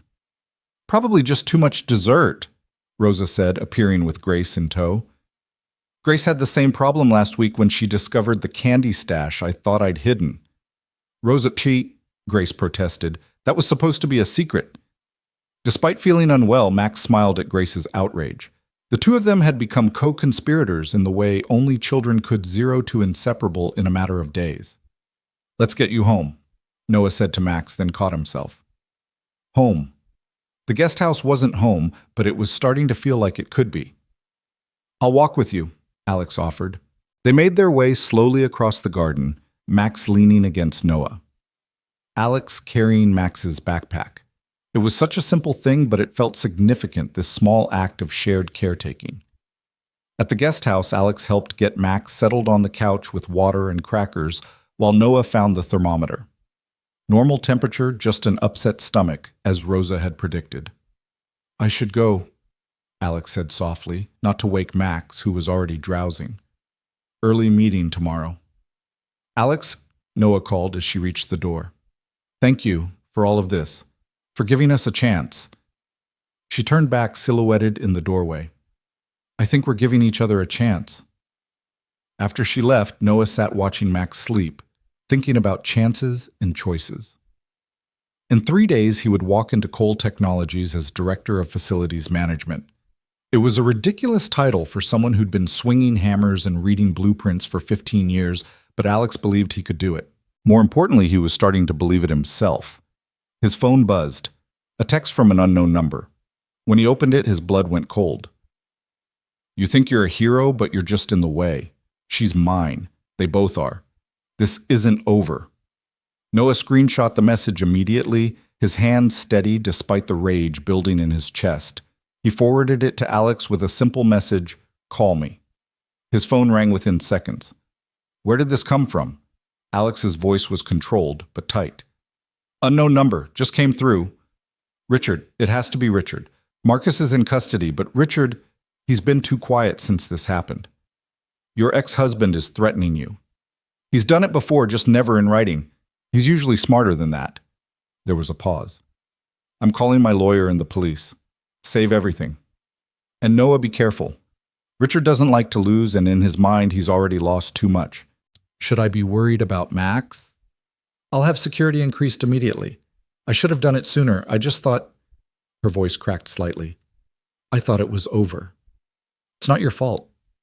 Isn't it? I brought you into this mess, you and Max. If something happens... Nothing's going to happen, Noah said firmly. We're going to handle this the right way through legal channels. And Alex, he doesn't get to win. Not this time. There was silence on the other end, then a shaky breath. You sound very sure. I am. You know why? Because he's operating from weakness. He's lost control and he's lashing out. That message, that's desperation, not strength. How are you so calm about this? Noah looked at Max sleeping peacefully, despite his upset stomach, unaware of the storm brewing around them. Because I've already lost everything once. It taught me what's worth fighting for, and what's just noise. This is noise. What matters is keeping our kids safe and not letting fear control us. Our kids, Alex repeated softly. You said our kids. Noah realized what he'd said, but didn't take it back. Yeah, I did. Another pause, then Alex's voice stronger now. Security will be there within the hour. Don't answer the door for anyone else. And Noah, thank you for being calm, for being here, for everything. After they hung up, Noah checked all the locks, pulled the curtains, and settled in to wait. The security arrived exactly when Alex said they would, two professionals who introduced themselves as Tom and Marcus, explaining they would be stationed outside for the night. Noah didn't sleep. He sat in the living room watching the shadows move across the walls, thinking about Richard Cole and what kind of man would threaten his ex-wife and child. He thought about Marcus Hoffman sitting in a jail cell because his loyalty to his brother had twisted into something dangerous. He thought about the complexity of families, how love could become possession, how protection could become control. Mostly, though, he thought about Alex and Grace Max and himself and how they were becoming something together, not quite a family yet, but something that threatened people like Richard who needed to own rather than love. The sun was just beginning to lighten the sky when his phone buzzed again. Alex. Police have Richard for questioning. His lawyer is already there, but the text came from a phone registered to him. Stay inside today. I'm working from home. Noah smiled despite everything. Alex Cole, CEO of a multi-million-dollar company, was working from home to make sure they were safe. It was protective and probably excessive and exactly what Sarah would have done. Max stirred on the couch where he'd migrated during the night, not wanting to be alone in his room. Dad, is everything okay? Everything's fine, buddy. Just watching the sunrise. Can we have pancakes? Sure, but you're helping. As they moved into the kitchen, Noah caught sight of Tom through the window, alert and watchful. The world had become more dangerous overnight, but also somehow more precious. They had something worth protecting now, something worth fighting for. And Noah would be damned if he'd let anyone take it away. The smell of pancakes filled the guesthouse kitchen as Noah flipped another golden disc onto the growing stack. Max sat at the counter, meticulously arranging blueberries into a smiley face on his plate, seemingly unbothered by the security presence outside or the tension that had permeated the night. Children had a remarkable ability to normalize chaos, Noah thought, watching his son carefully pour syrup into perfect squares on his pancake grid. Can Grace come over? Max asked through a mouthful of breakfast. We were going to work on our science project. Let me check with her mom. Noah reached for his phone just as a knock came at the door. Through the window, he could see Alex and Grace, the little girl, bouncing impatiently while her mother spoke with Tom, the security guard. Grace burst through the door the moment Noah opened it, already chattering about their project involving volcanoes and lots of explosion stuff, while Alex followed more slowly carrying a laptop bag and looking like she'd had about as much sleep as Noah. Coffee, Noah offered, already moving toward the machine. Please, strong enough to wake the dead. She settled at the counter, pulling out her laptop while the kids disappeared upstairs to Max's room. Richard's lawyer got him released an hour ago, claims the phone was stolen, that someone is setting him up. Do you believe that? Not for a second, but Richard's smart. He knows how to play the system, how to create reasonable doubt. She accepted the coffee, gratefully wrapping her hands around the mug. My lawyer thinks we need more evidence. The text alone isn't enough for a restraining order, not with his connections.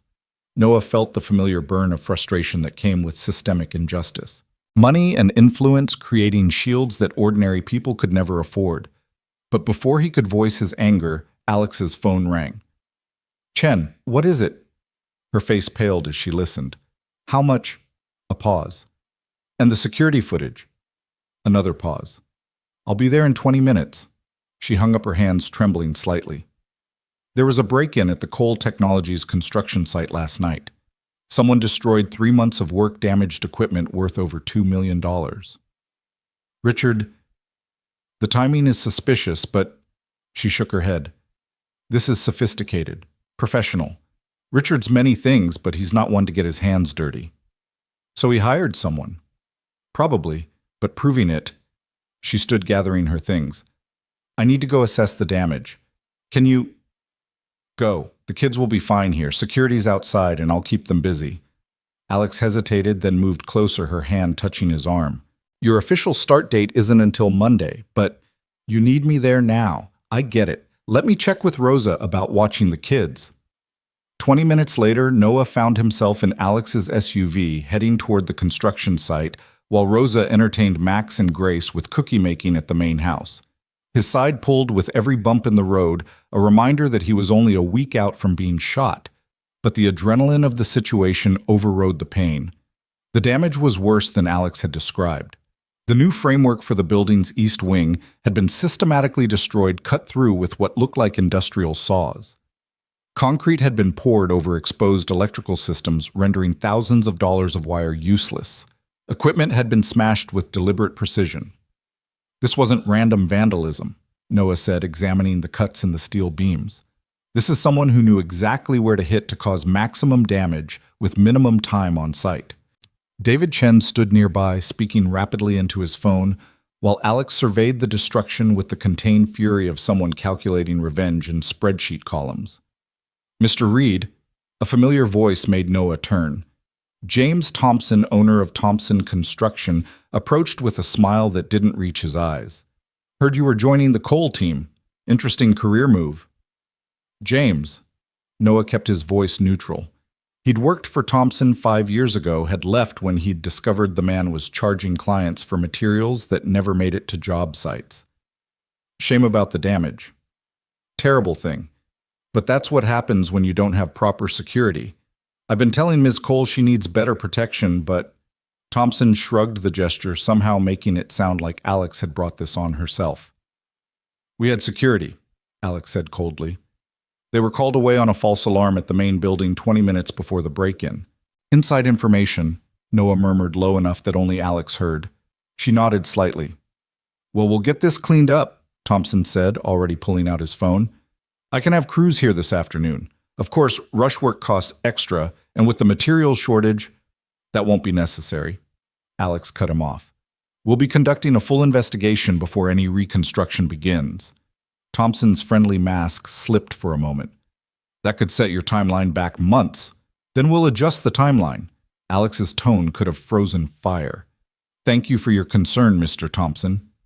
After Thompson left, Noah walked Alex through what he'd observed, pointing out the strategic nature of the destruction, the specific tools that would have been needed, the insider knowledge required to disable just the right systems. This was Thompson, Noah said quietly. Maybe working with Richard, maybe just taking advantage of the chaos, but this has his fingerprints all over it. Can you prove it? Give me access to the security footage, the work logs, and the purchase orders for the last 6 months. I'll find the proof. Alex studied him for a moment. This is why I need you. You see what others miss. I see what people like Thompson don't want seen. There's a difference. They spent the next 3 hours documenting everything, Noah taking photos from angles that showed the precision of the destruction, while Alex coordinated with insurance companies and law enforcement. By the time they finished, Noah's side was screaming and Alex looked ready to collapse. Let's get you home, she said, noticing his barely concealed wince. I'm fine. You're not, and pushing yourself won't help anyone. Her tone softened. Please, let me take care of you for once. The drive back was quiet, both of them processing the morning's events. As they pulled through the gates of the estate, Noah saw 2 unfamiliar cars in the driveway. My lawyer, Alex explained, tension returning to her shoulders. And probably Richard's. He likes to ambush me at home, knowing I won't make a scene in front of Grace. Sure enough, Richard Cole stood on the front steps, all golden confidence and expensive suit, talking animatedly with a man who had lawyer written all over him. Richard was handsome in that polished way that spoke of good genes and better grooming, the kind of man who'd never had dirt under his fingernails or worry lines that weren't carefully Botoxed away. Alexandra, Richard called out as they exited the car, his voice carrying that particular tone of ownership that made Noah's jaw clench. We need to discuss this ridiculous accusation.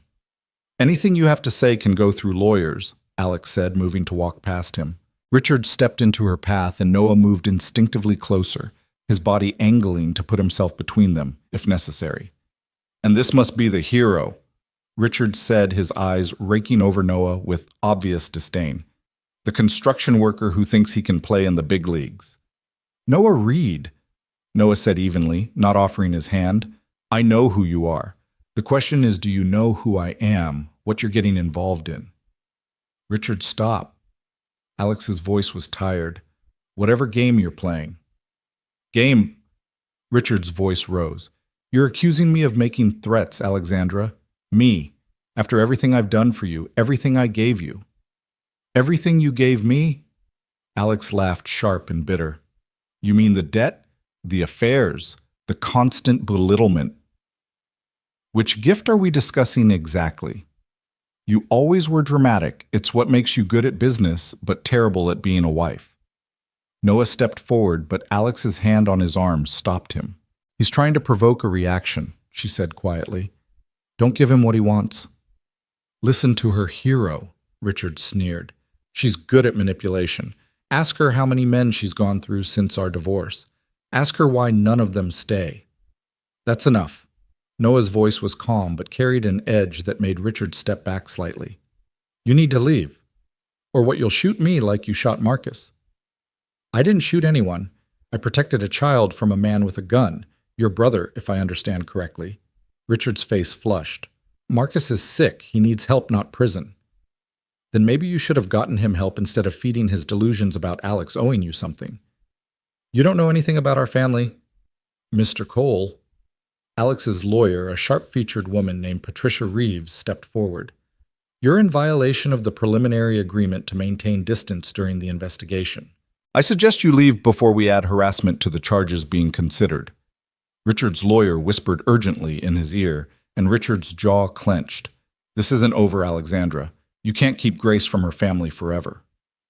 Her family tried to kill her, Alex said quietly, and the raw pain in her voice made Noah want to wrap her in his arms. Professionalism be damned. Richard left with a final glare that promised retribution, his lawyer scrambling to keep up. Patricia turned to Alex with a sigh. He's escalating. This visit, the text last night, he's building towards something. I know. Alex rubbed her temples. What are our options? Limited without more concrete evidence. The text helps, but... Patricia glanced at Noah. Mr. Reed, your testimony will be crucial. Marcus's trial is in 3 weeks. Richard will likely be there playing the supportive brother card. We need to be prepared for him to try to paint you as the aggressor. Let him try, Noah said. I know what happened. So do a dozen witnesses. Patricia nodded approvingly. Good. Stay strong, both of you. Men like Richard count on wearing people down. She gathered her briefcase. I'll file for an emergency restraining order based on today's confrontation. It might not stick, but it creates a paper trail. After Patricia left, Alex and Noah stood in the driveway, the space between them charged with unspoken words. Finally, Alex broke. I'm sorry. You didn't sign up for this. Richard, the drama, the danger. Stop. Noah turned her to face him, his hands gentle on her shoulders. I signed up to protect Grace that day in the park. Everything else, that's just life happening. Messy, complicated life.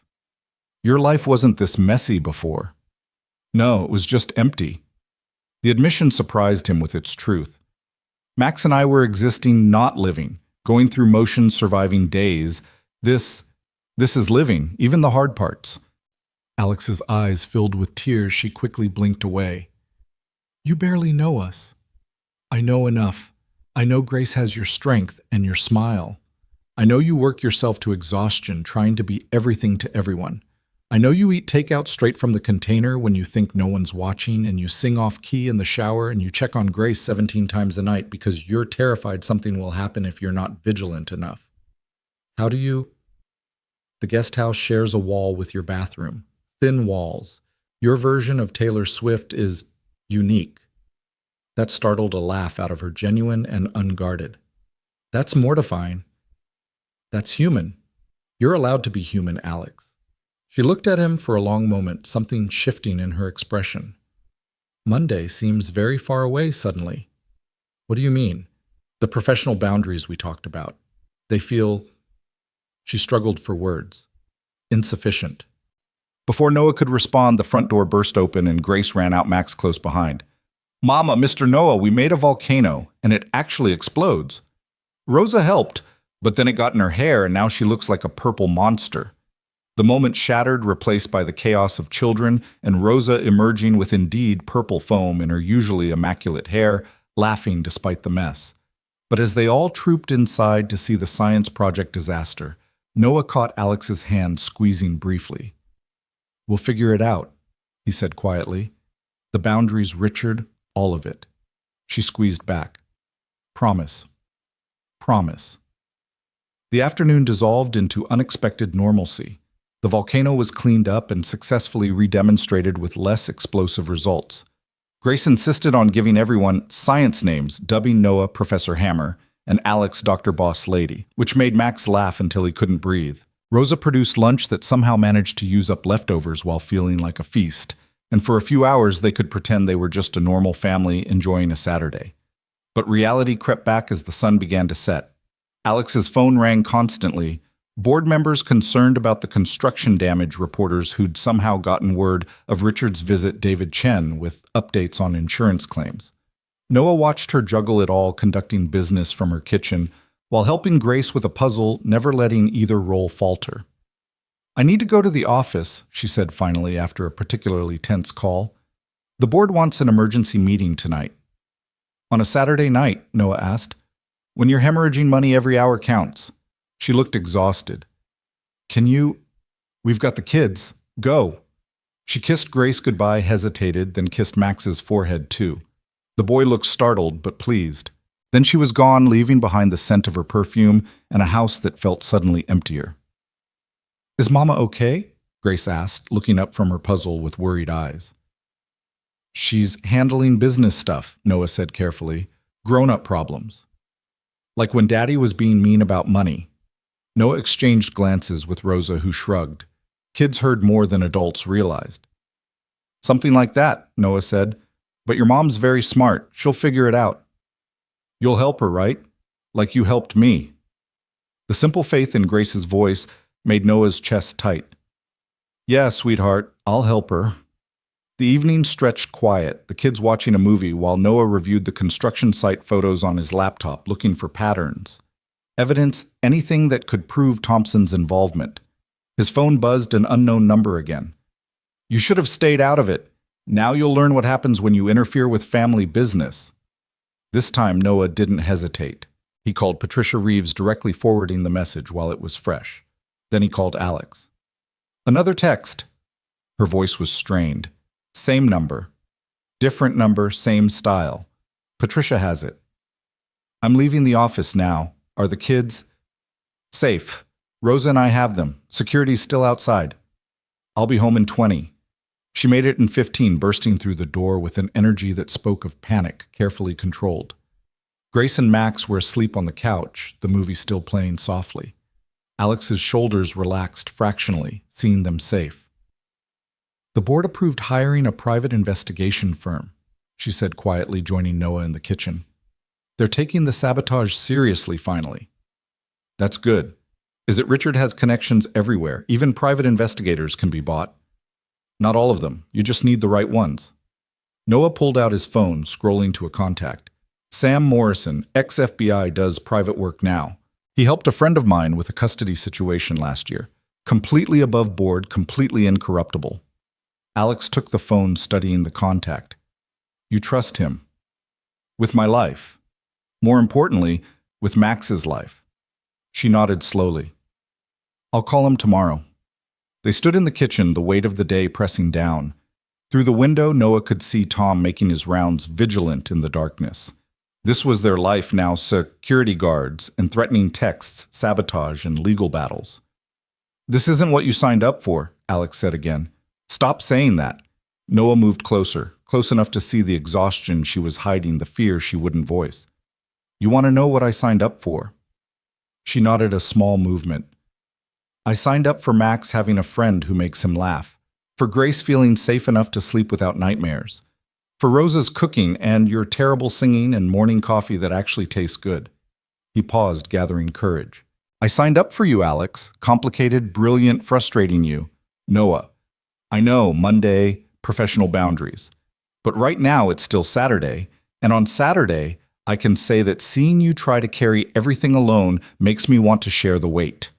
That watching you with Grace makes me understand what Sarah meant when she said the right person makes you want to be better. That despite everything, Richard, the danger, the complications, I haven't felt this alive since." Alex kissed him. It wasn't gentle or careful, it was desperate and real, tasting of coffee and exhaustion and need. Noah's hands found her waist, pulling her closer, and for a moment the world narrowed to just this. Alex in his arms, soft and strong and absolutely perfect. She pulled back, first eyes wide. I shouldn't have.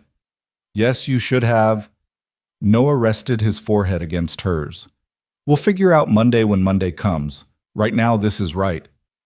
Is it I'm your boss in 2 days? Your very complicated, recently divorced boss with a stalker ex-husband and more baggage than an airport.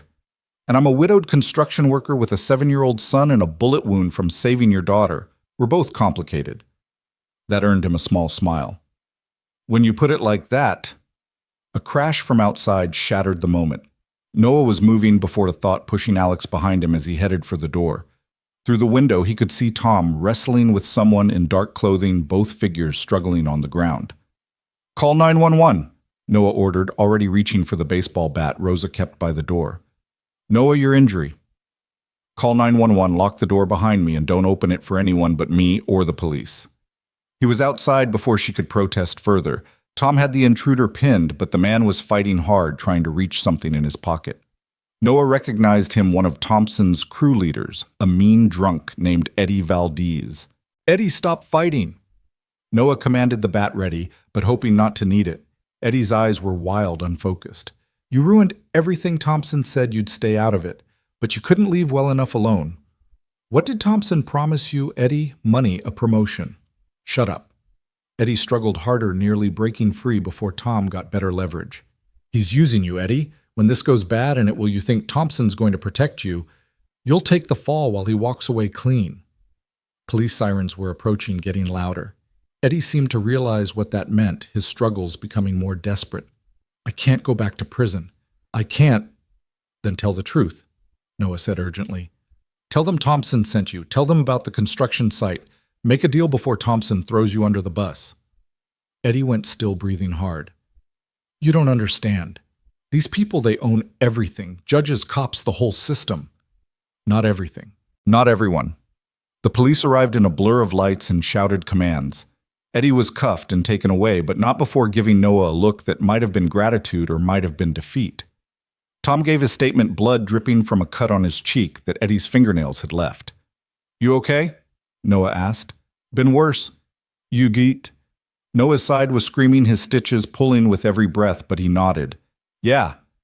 Alex appeared in the doorway, Grace and Max behind her, both kids wide-eyed and scared. It's okay, Noah said quickly, moving to them despite the pain. Everything's okay. Just someone who made a bad choice. Like Uncle Marcus? Grace asked in a small voice. The adults exchanged glances over her head. Yeah, sweetheart, like that. Why do people make bad choices? It was Max who answered, his 7-year-old wisdom surprising them all. Sometimes people get scared or angry and forget how to make good choices. That's why we have to help each other remember. Grace considered this, then nodded solemnly. We'll help each other. Always. Max agreed. As the police finished their investigation and the kids were settled back in bed with Rosa standing guard, Noah and Alex found themselves alone in the guest house.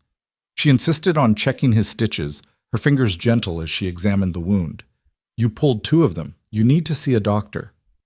Tomorrow. Tonight I just need... He trailed off, not sure what he needed. What? Alex's voice was soft. To know you're all safe.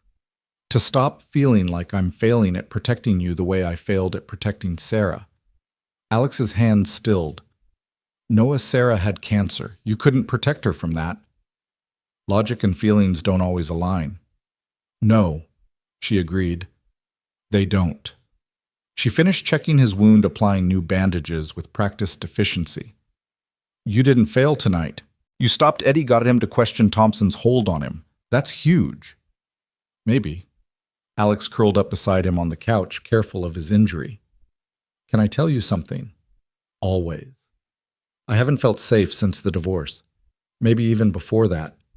Richard made me feel like I was constantly under attack, constantly having to defend my right to exist as I was. But with you, she paused. With you, I remember what safe feels like. Noah pulled her closer, ignoring the protest from his ribs.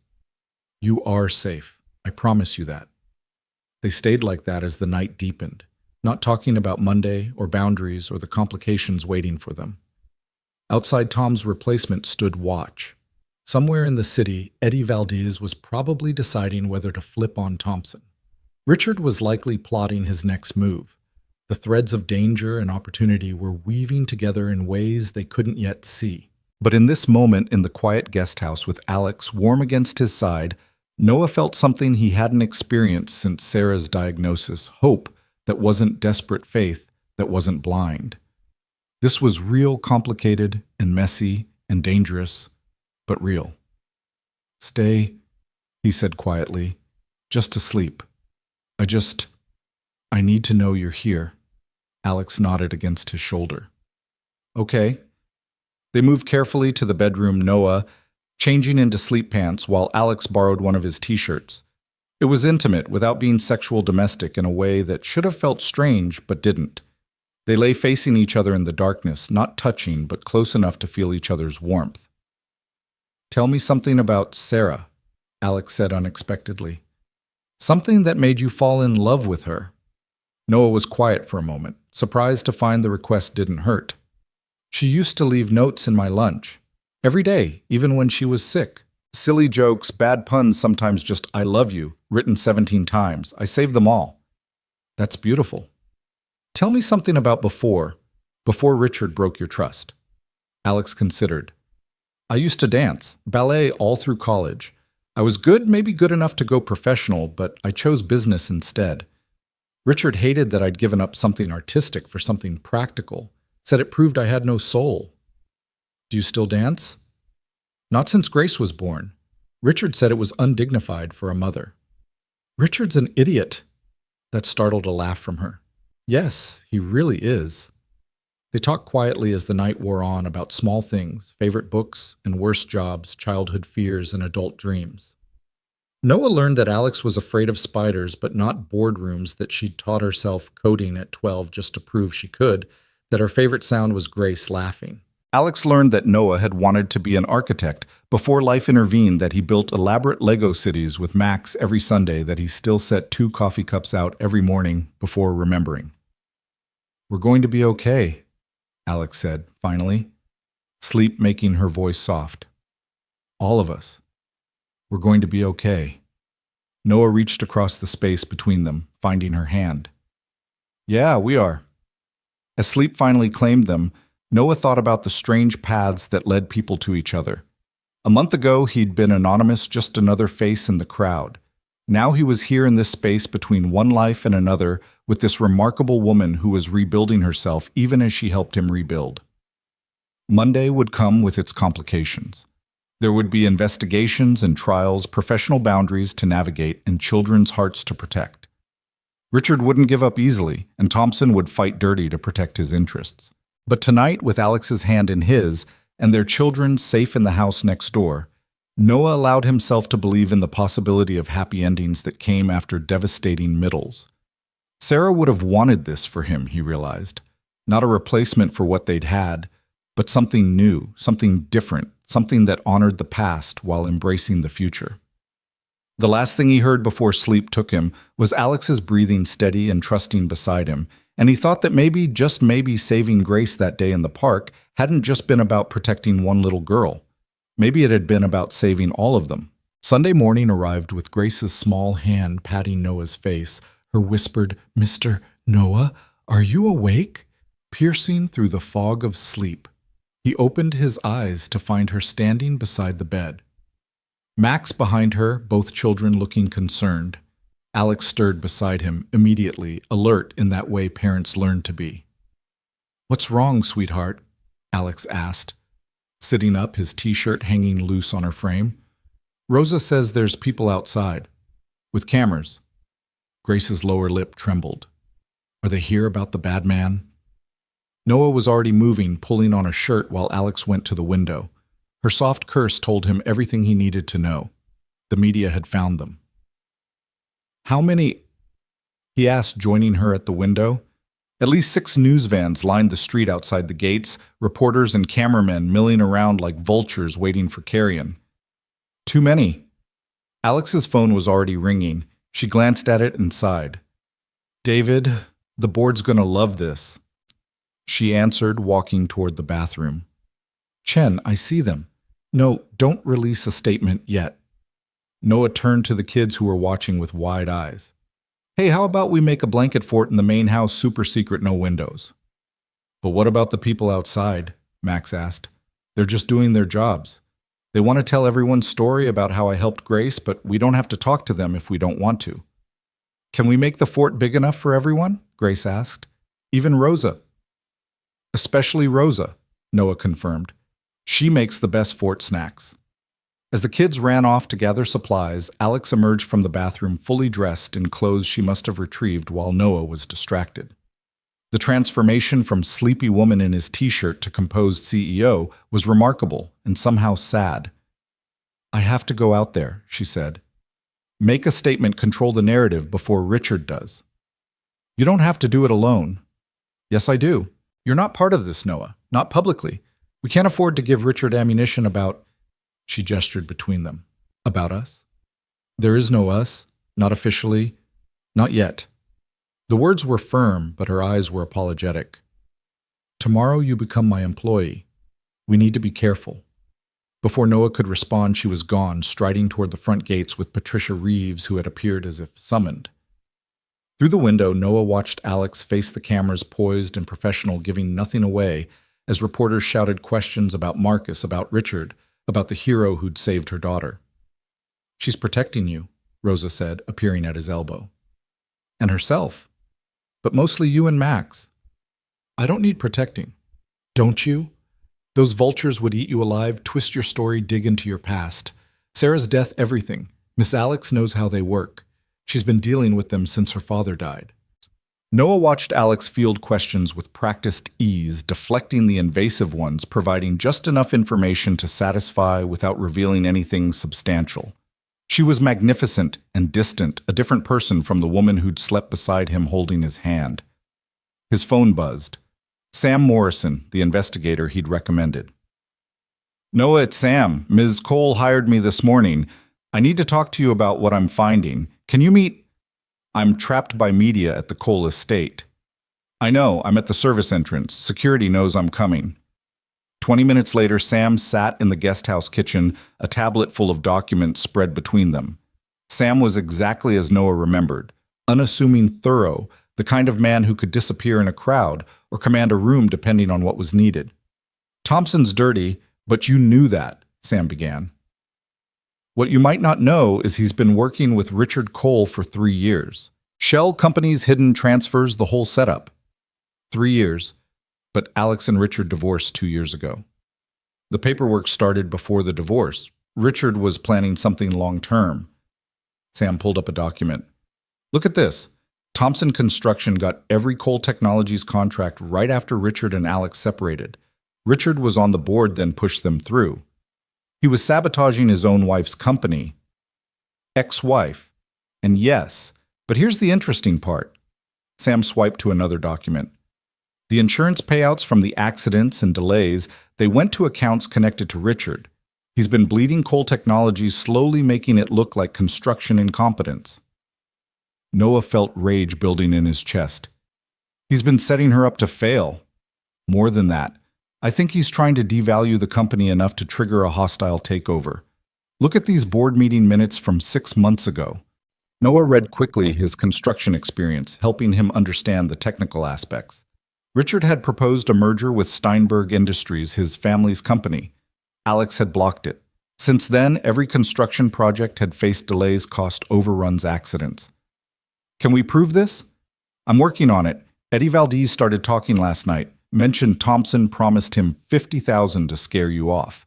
But here's what really interests me. Sam pulled up a photo. Security footage from the construction site 2 hours before the vandalism. The image was grainy but clear enough. Richard Cole standing next to Thompson and another man Noah didn't recognize. That's Marcus Hoffman's lawyer, Sam said. Vincent Morse. He specializes in one thing, getting guilty people off on technicalities. Why would he be at the construction site? That's the million-dollar question, but I have a theory. Sam leaned back. What if Marcus shooting at Grace wasn't random? What if it was meant to create chaos, distract from what Richard was really doing? Noah felt sick. You think Richard used his own brother's mental illness as a cover? I think Richard Cole is capable of anything to get what he wants. And what he wants is control of Cole Technologies of Grace of Alex. The front door opened and Alex entered looking exhausted. She stopped short seeing Sam. Ms. Cole, I was just updating Noah on my findings. And her voice was carefully controlled. Sam repeated what he'd told Noah, watching Alex's face go from pale to furious to something beyond anger, a cold determination that reminded Noah she'd built an empire from nothing. Can we use any of this in court? Not yet, but give me another 48 hours. Eddie's about to flip completely, and once he does, Thompson will scramble to save himself. That's when people make mistakes. After Sam left, Alex stood staring at the documents he'd left behind. 3 years. He's been planning this for 3 years. Alex, I thought the affairs were the betrayal, but this... He was undermining me while sleeping in my bed, eating at my table, playing with our daughter. Her voice broke on the last word. Noah pulled her into his arms, feeling her shake with suppressed rage.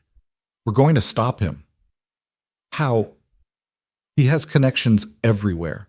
The board already questions my judgment because of the divorce. If construction keeps failing, it won't. Tomorrow I start officially. I'll be on site every day. No more sabotage, no more corner cutting, no more delays. You can't watch everything.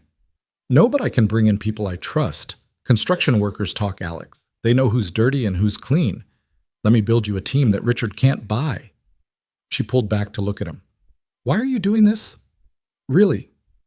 You know why. Because you're a good man who helps people.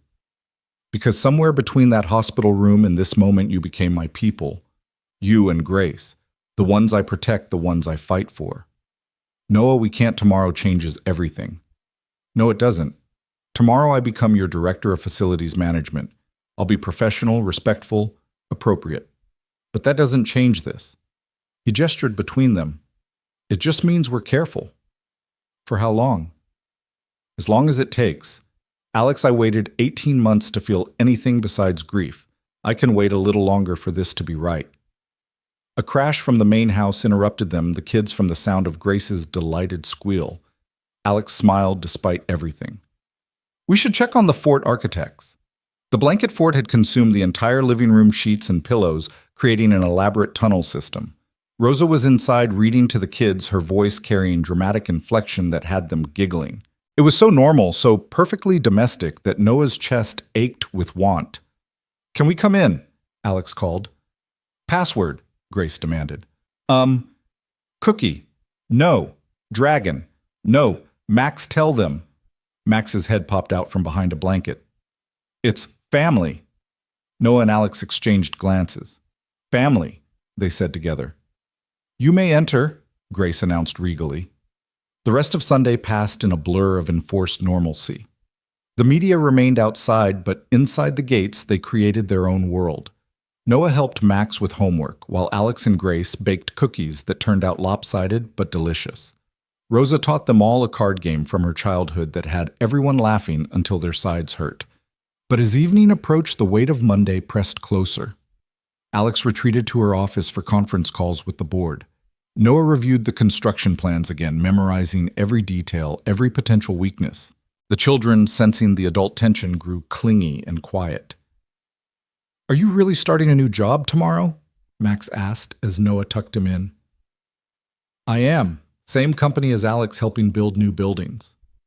Will we still live here? For now. Is that okay? Max nodded. I like it here. I like having Grace as a friend, and Rosa makes better pancakes than you. Thanks a lot, Noah said, but he was smiling. Dad, do you like Alex like her? Noah considered lying, but Max deserved better.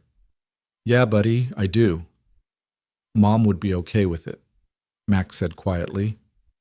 She told me before she died that you'd be sad for a while, but then you'd be happy again. She made me promise to help you be happy. Noah's throat closed. She did. She said love doesn't run out, that there's always more if you're brave enough to find it. Your mom was pretty smart. Yeah. Max yawned. Alex is smart too. Different smart, but still smart. After Max fell asleep, Noah found Alex on the patio, a glass of wine untouched beside her. She was staring at her laptop, fingers hovering over the keyboard. Resignation letter, he asked, trying for light. Email to the board, trying to explain why I've hired someone they'll see as unqualified without revealing he saved my daughter's life. Tell them the truth. I have 15 years of construction experience. I've identified significant problems with current contractors, and I'm bringing in my own team to ensure quality control. It's that simple. The best truths usually are. She looked at him, illuminated by the laptop screen. After tomorrow, we'll have to be careful. No more nights in the guest house, no more. She gestured vaguely. I know. The board will be watching for any sign of impropriety. Richard will use anything against me. I know. Then why aren't you running? Noah moved closer, not touching, but close enough to feel her warmth. Because some things are worth fighting for, worth waiting for. I'm not good at waiting, Alex admitted. I'm used to taking what I want, making things happen. Maybe that's why this is important. The best things can't be forced or rushed. They have to develop naturally, honestly. Like buildings, Alex said with a small smile. Strong foundations first. Exactly. They sat in comfortable silence, both aware this was likely their last such evening for a while. Tomorrow would bring new challenges, new boundaries, new complications. But tonight they had this quiet understanding and shared purpose. Noah's phone buzzed. Unknown number. He almost didn't answer, but something made him pick up. Mr. Reed, this is Vincent Morse. I represent Marcus Hoffman. Noah put the phone on speaker, gesturing for Alex to stay quiet. What do you want? To make a deal. My client has information about the construction site vandalism, about Richard Cole's involvement. He's willing to testify in exchange for reduced charges. Marcus is turning on his own brother. Marcus is having what we call a moment of clarity. The medication is helping him see how he's been manipulated. He wants to make things right, especially regarding the little girl. Noah looked at Alex, whose eyes were wide. What kind of information? Recorded conversations. Richard visiting Marcus, encouraging his delusions about Ms. Cole, suggesting that if Grace were gone, everything would go back to normal. We have dates, times, recordings. Why should we trust you? Because in 24 hours, I'm filing these recordings with the court regardless. I'm calling as a courtesy, Mr. Reed. Marcus wants you to know he's sorry. He wants the little girl to know he never really wanted to hurt her. The voices, the illness, Richard's manipulation, he's finally seeing it all clearly. After Morse hung up, Alex was already calling Patricia. The lawyer answered on the first ring, listened, then said she'd be there in 30 minutes. This changes everything, Alex said. If Marcus testifies against Richard, Richard's finished, but he won't go quietly. No, Alex agreed. He won't. As if summoned by his name, Alex's phone rang. Richard. Don't answer, Noah said. I have to. If I don't, he'll use it against me. She answered, putting it on speaker. Richard. Alexandra. His voice was slurred, drinking from the sound of it. My brother called, said he's going to lie about me in court. You've poisoned him against me. I haven't spoken to Marcus since the divorce. Liar. You've always been a liar. Perfect Alexandra, so composed, so controlled. But I know what you really are. Richard, you're drunk. We can talk tomorrow. Tomorrow your boy toy starts working for you. How convenient. Hero saves the day, gets the job, gets the girl. Like a bad movie. Noah tensed, but Alex touched his hand, keeping him quiet. There's nothing inappropriate about hiring qualified people, Richard. Qualified. He's a construction worker. But then you always did like slumming. Remember that bartender in Aspen? Goodbye, Richard. I'm going to destroy you, Alexandra. Take everything. The company, Grace, all of it. You'll have nothing. Is that a threat? It's a promise. You took everything from me. My family, my reputation. You destroyed your own reputation with affairs and embezzlement. I just refuse to cover for you anymore. Embezzlement? You can't prove... Actually, I can. Thompson's been very chatty since his friend Eddie got arrested. Something about not wanting to go down alone. Silence on the other end, then Richard's voice colder, now sober, despite the alcohol. You think you've won. You have no idea what I'm capable of. Neither do you, Richard. The difference is I'm not alone anymore. She hung up. Within seconds, her phone was ringing again. She turned it off. He's going to escalate, Noah said.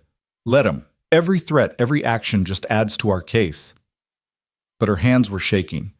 Patricia arrived with 2 other lawyers, and they spent the next 3 hours preparing for what was coming. Restraining orders, custody documentation, criminal charges for the sabotage. By the time they finished, it was nearly midnight. I should go, Noah said as the lawyers packed up. Big day tomorrow. Noah, Alex caught his arm.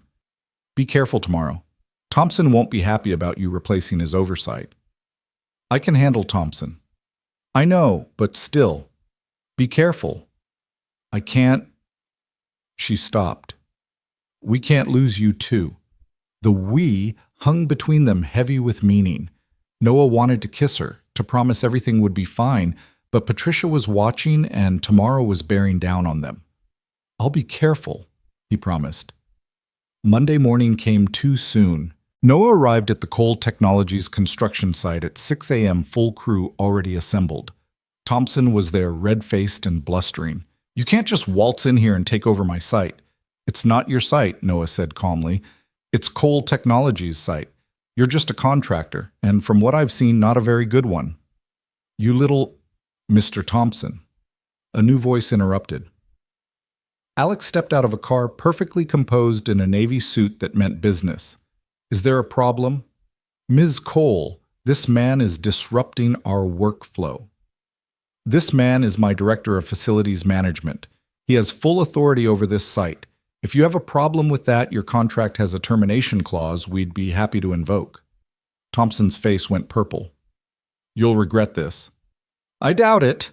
Alex's smile was sharp as glass. Mr. Reed, carry on. I have a board meeting. She left, but not before her eyes met Noah's for a brief moment. Professional, appropriate, but underneath something more. Noah turned to the assembled crew. All right, everyone, we're doing a full site inspection, every beam, every wire, every bolt. If you've been cutting corners, now's your chance to come clean. No judgments, no firings if you're honest. But if I find problems you don't tell me about, you're gone. By noon, 3 workers had confessed to various shortcuts Thompson had ordered. By 2, Noah had a list of violations that would shut down most construction sites. By 4, Thompson's own foreman had agreed to testify about the systematic fraud. Noah was documenting everything when his phone rang. Max's school. Mr. Reed, Max didn't come back from lunch. We've searched everywhere. The world tilted. Noah was running before conscious thought calling Alex as he ran. Max is missing. What? How? School says he didn't come back from lunch. I'm heading there now. I'm coming. And Noah Grace is still in class. I just checked. The relief that Grace was safe was immediately swallowed by terror for Max. Noah drove like a madman, arriving at the school to find police already there. The principal, Mrs. Davidson, met him at the door. We've reviewed the security footage. Max left with a man at 11:45. The man showed paperwork, said he was picking Max up for a family emergency. What man? She showed him the footage. Noah's blood went cold. Richard Cole smiling at the camera as he led Max away. That's Richard Cole. Noah said, his voice deadly calm. He has no authorization to pick up my son. Alex arrived as the police were issuing an Amber Alert. Her face was pale, but determined. He won't hurt Max, she said quietly. Richard's many things, but he's not violent toward children. He had his brother shoot at Grace. No, he manipulated Marcus, but I don't think he expected actual violence. This is about leverage. He has Max to force us to back down. Noah's phone rang. Unknown number. Hello, Noah. Richard's voice was calm, controlled. I have your son. He's safe eating ice cream, actually. Seems he likes mint chocolate chip. If you hurt him. I won't. I'm not a monster despite what Alexandra tells people. I just want to talk. Civilized. There's a warehouse on Dock Street, number 47. Come alone, both of you. Richard, this is kidnapping, Alex said. You're destroying any chance of... I'm negotiating. 1 hour. Come alone or I call my friends at Channel 9, tell them about your inappropriate relationship with your employee. How long before the board uses that to remove you, Alexandra? The line went dead. We're calling the police, Alex said immediately. No. Noah's voice was flat. We go. We get Max. Then we destroy him. Noah, this is crazy. This is my son. The words came out raw, desperate. I can't lose him too. I can't. Alex grabbed his face in both hands, forcing him to look at her. You won't. We won't. But we're not going alone. Sam Morrison and his team will follow. Patricia will have police on standby. We play along, but we play smart. 40 minutes later, they pulled up to the warehouse. It was empty except for Richard's Tesla and a van Noah didn't recognize. Richard stood in the doorway, Max beside him, the boy looking confused but unharmed. Dad, Max started forward, but Richard held his shoulder. Not yet, buddy. The adults need to talk first. Let him go, Richard, Alex said. You've made your point. Have I? Because from where I'm standing, you're still trying to ruin me. Richard's composure cracked slightly. 3 years, Alexandra. 3 years I've been trying to get back what's mine. I was never yours, Richard. That was the problem. You were my wife. Grace is my daughter. Grace is not your daughter. Alex's voice was ice. You lost that right when you signed away custody. Because you forced me. Your lawyers, your money, your affairs, your lies, your abuse, Alex countered. Should we list them all? Should we talk about Melissa Jennifer? The girl in accounting who filed a complaint you had buried. Richard's face contorted. You always thought you were better than me. So pure, so perfect, but you're not, are you? You're sleeping with the help now. How the mighty have fallen. Dad, Max's voice was small. Can we go home? Something in the way Max said home, meaning Alex's house, Noah realized, made Richard's expression darken further. You've replaced me, both of you. With this, nobody. That nobody saved Grace's life, Alex said. Something you never would have done. Because I never would have let her be in danger in the first place. You sent Marcus after her. I didn't send anyone. Marcus is sick. He acted alone. We have recordings, Richard. Marcus recorded your conversations. You telling him Grace would be better off with her real family. You suggesting that if Grace weren't around, I'd have no reason to keep fighting you. Richard went white. That's not, I never meant, you never mean anything, do you? Alex stepped forward. It's always someone else's fault. The affairs were my fault for working too much. The embezzlement was Thompson's idea. Marcus's breakdown was his own weakness. When do you take responsibility, Richard? When do you? Richard shot back. You destroyed our marriage with your ambition. I succeeded despite you, not because of you, and that's what you can't forgive.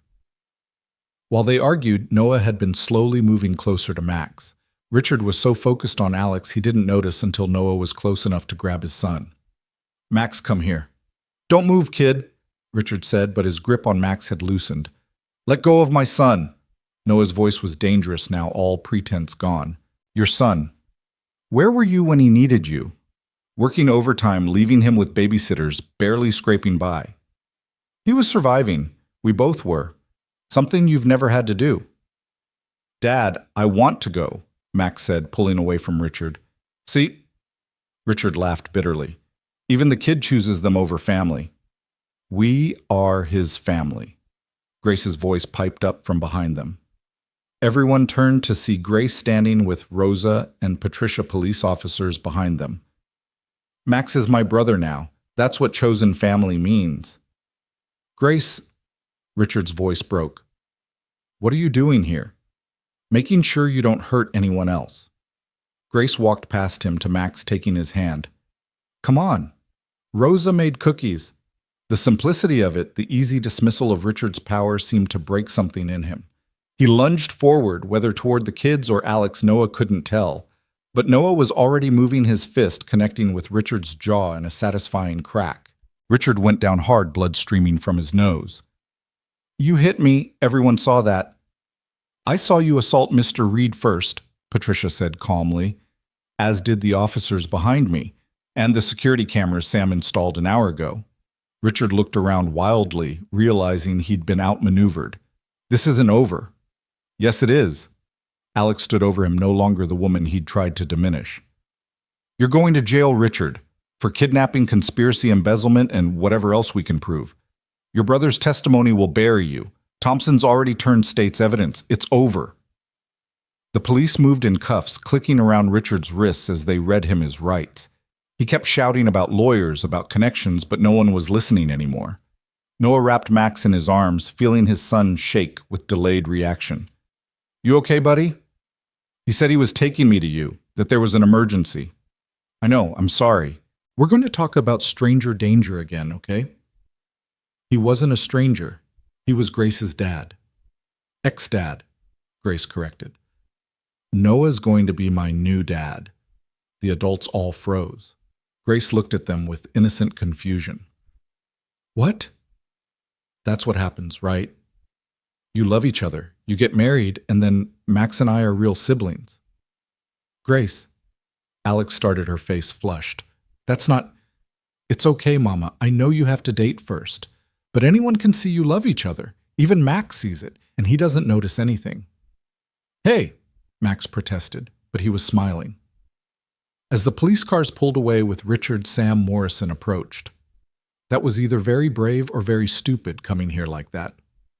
Probably both, Noah admitted. Well, it worked.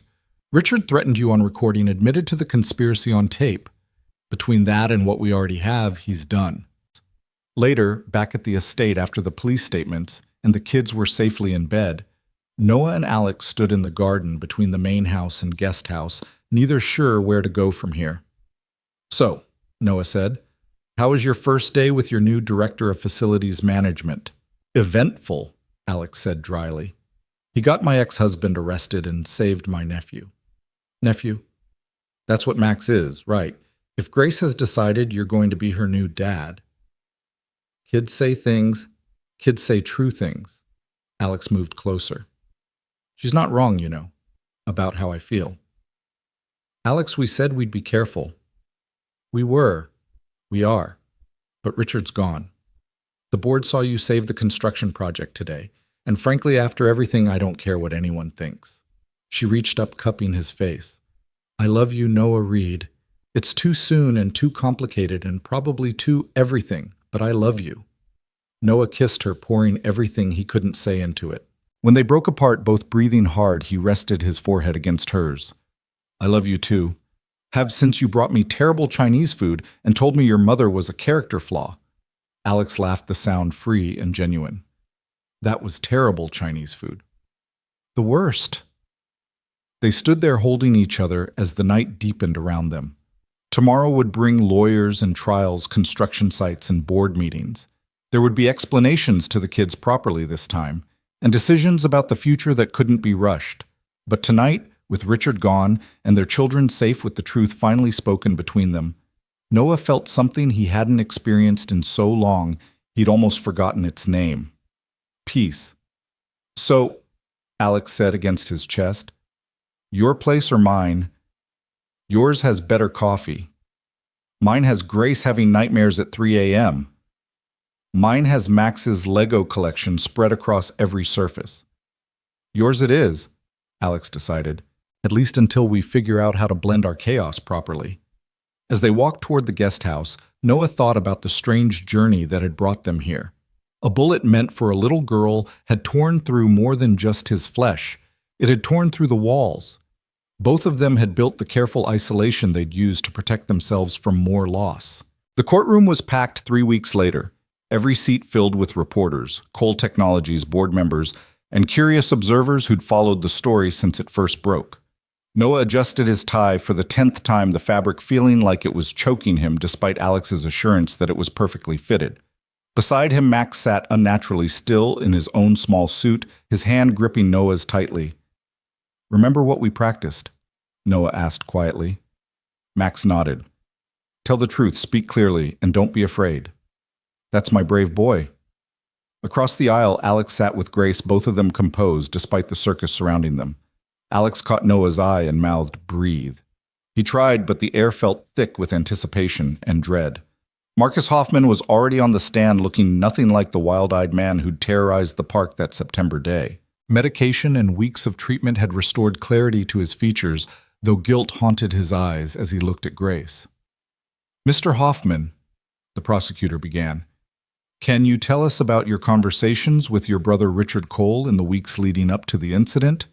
Marcus's voice was steady but hollow. "Richard visited me frequently after I stopped taking my medication. He knew I was struggling with delusions about Alexandra stealing our family. Instead of getting me help, he encouraged those delusions." "How did he encourage them?" "He told me Grace was supposed to be with our family, that Alexandra had poisoned her against us. He said if Grace wasn't in the picture, Alexandra would have no power over him anymore." Marcus's voice cracked. "I want to be clear, he never explicitly told me to hurt anyone, but he knew I was unstable and he fed my paranoia anyway." The prosecutor presented the recordings, then Richard's voice filling the courtroom with its calculated manipulation. Noah watched the jury's faces shift from skepticism to disgust as they heard Richard carefully plant ideas while maintaining plausible deniability. "She took everything from us, Marcus. Your niece, our family's reputation, everything. Sometimes I think everyone would be better off if things went back to how they were before Grace. I'm not saying do anything, but Alexandra needs to understand she can't keep us from our family forever." When it was Noah's turn to testify, his legs felt like water. But then he saw Grace's encouraging smile and Max's proud face, and he found his strength. "Mr. Reed, can you describe what happened that day in the park?" Noah told the story simply without embellishment. The man in the hood, the gun, the decision that wasn't really a decision at all. He described the bullet tearing through him, Grace's small hands, trying to stop the bleeding, the terror and determination in her young face. "Why did you do it, Pete?" the prosecutor asked. "Why risk your life for a child you didn't know?" Noah looked at Grace, then at his son. "Because that's what you do. You protect kids. Any kid. Every kid. It doesn't matter whose they are." Richard's defense attorney tried to paint Noah as an opportunist, someone who'd used the shooting to insert himself into a wealthy family's life. But the strategy backfired when Noah calmly presented his initial refusal of Alex's money, his resistance to taking the job, his insistence on maintaining professional boundaries. "Mr. Reed, isn't it true you're now in a relationship with Ms. Cole?" "Yes." "And that relationship began while you were recovering in her guest house?" "No. The relationship began when two single parents realized their kids had become best friends, and that maybe after everything they'd both been through, they deserved a chance at happiness again." "So you admit you pursued a vulnerable woman?" "Objection," Alex's lawyer called out. "Counsel is testifying." "Sustained." The defense attorney regrouped. "When did you and Ms. Cole first become intimate?" Noah met his gaze steadily. "That's none of your business. But if you're trying to imply I saved a 6-year-old girl's life as part of some elaborate scheme to seduce her mother, then you're not just wrong, you're insulting every decent human instinct that exists." The real drama came when Richard took the stand in his own defense. He'd clearly been coached, presenting himself as a concerned family member who'd only wanted what was best for Grace. But Alex's lawyer, Patricia Reeves, was ready for him. "Mr. Cole, you claim you never intended violence toward your daughter." "She's not my daughter," Richard snapped, then caught himself. "I mean, biologically. She's not your biological daughter." Richard's lawyer objected, but the damage was done. Patricia presented the paternity test Richard had secretly ordered 2 years into the marriage, proving Grace wasn't his biological child, something Alex had never hidden, but Richard had used as justification for his cruelty. "You knew from the beginning that Grace was from Ms. Cole's previous relationship, correct?" "Yes, but you adopted her, claimed to love her as your own." "I did love her. Until you discovered she wasn't your biological child, at which point you began your affairs." "That's not Mr. Cole. Is it true you embezzled nearly $3 million from Cole Technologies through fraudulent construction contracts?" The questioning went on for hours, Patricia methodically destroying Richard's carefully constructed image. By the end, he was revealed as what he truly was: a narcissist who'd used his brother's mental illness and attacked a child's safety to maintain control over a woman who'd dared to leave him. The jury deliberated for less than 2 hours. Guilty on all counts: conspiracy to commit assault, embezzlement, kidnapping, child endangerment. Richard's face went white as the verdicts were read. 25 to life, the judge announced. Marcus would serve 5 years in a psychiatric facility, his cooperation and mental illness considered. As the courtroom erupted in chaos, Grace tugged on Noah's sleeve. "Is it over now?" "Yeah, sweetheart, it's over." "Good." She looked at Max. "Want to go get ice cream?" The simple question, the easy return to childhood priorities, made everyone laugh, despite the weight of the moment. Alex pulled Grace close while Noah held Max, and for a moment they stood there, not quite a family yet, but something moving steadily in that direction. Outside the courthouse, reporters swarmed. Alex handled them with practiced ease while Noah shepherded the kids to the car, but one reporter managed to corner him. "Mr. Reed, how does it feel to be a hero?" Noah paused, considering. "I'm not a hero. I'm just a dad who did what any parent would do, protect a child in danger." "But you weren't Grace's parent then." "No," Noah agreed, catching Alex's eye as she finished with the other reporters. "But I am now." The headline the next morning read, "From Hero to Family, How One Bullet Created an Unexpected Love Story." Rosa had framed it before anyone else was awake, hanging it in the kitchen where it caught the morning light. 6 months later, the Cole Technologies expansion was ahead of schedule and under budget, a minor miracle in construction. Noah stood on the scaffolding reviewing plans with his foreman Jimmy Martinez, someone he'd brought in to replace Thompson's corrupt crew. The site hummed with efficient activity workers who knew they were respected and well paid doing quality work. "Boss Ms. Cole's here," Jimmy called up. Noah climbed down to find Alex in a hard hat and steel-toed boots, somehow making safety gear look elegant. "Thought I'd check on our progress." "Our site manager might object to the CEO showing up unannounced," Noah teased. "Good thing I know the site manager." She pulled him behind a stack of materials, kissing him quickly. "The board approved the second phase funding. We can break ground next month." "That's fantastic." He studied her face. "But that's not why you're here." "Am I that transparent?" "Only to me." Alex pulled out her phone, showing him an email. "Richard's lawyer, he wants to appeal." Noah felt the familiar surge of protective anger. "On what grounds?" "Ineffective counsel, compromised jury, the usual desperate attempts." She pocketed the phone. "Patricia says not to worry, that it's standard procedure and will go nowhere." "But you're worried anyway." "I'm tired of looking over my shoulder. Grace still has nightmares sometimes."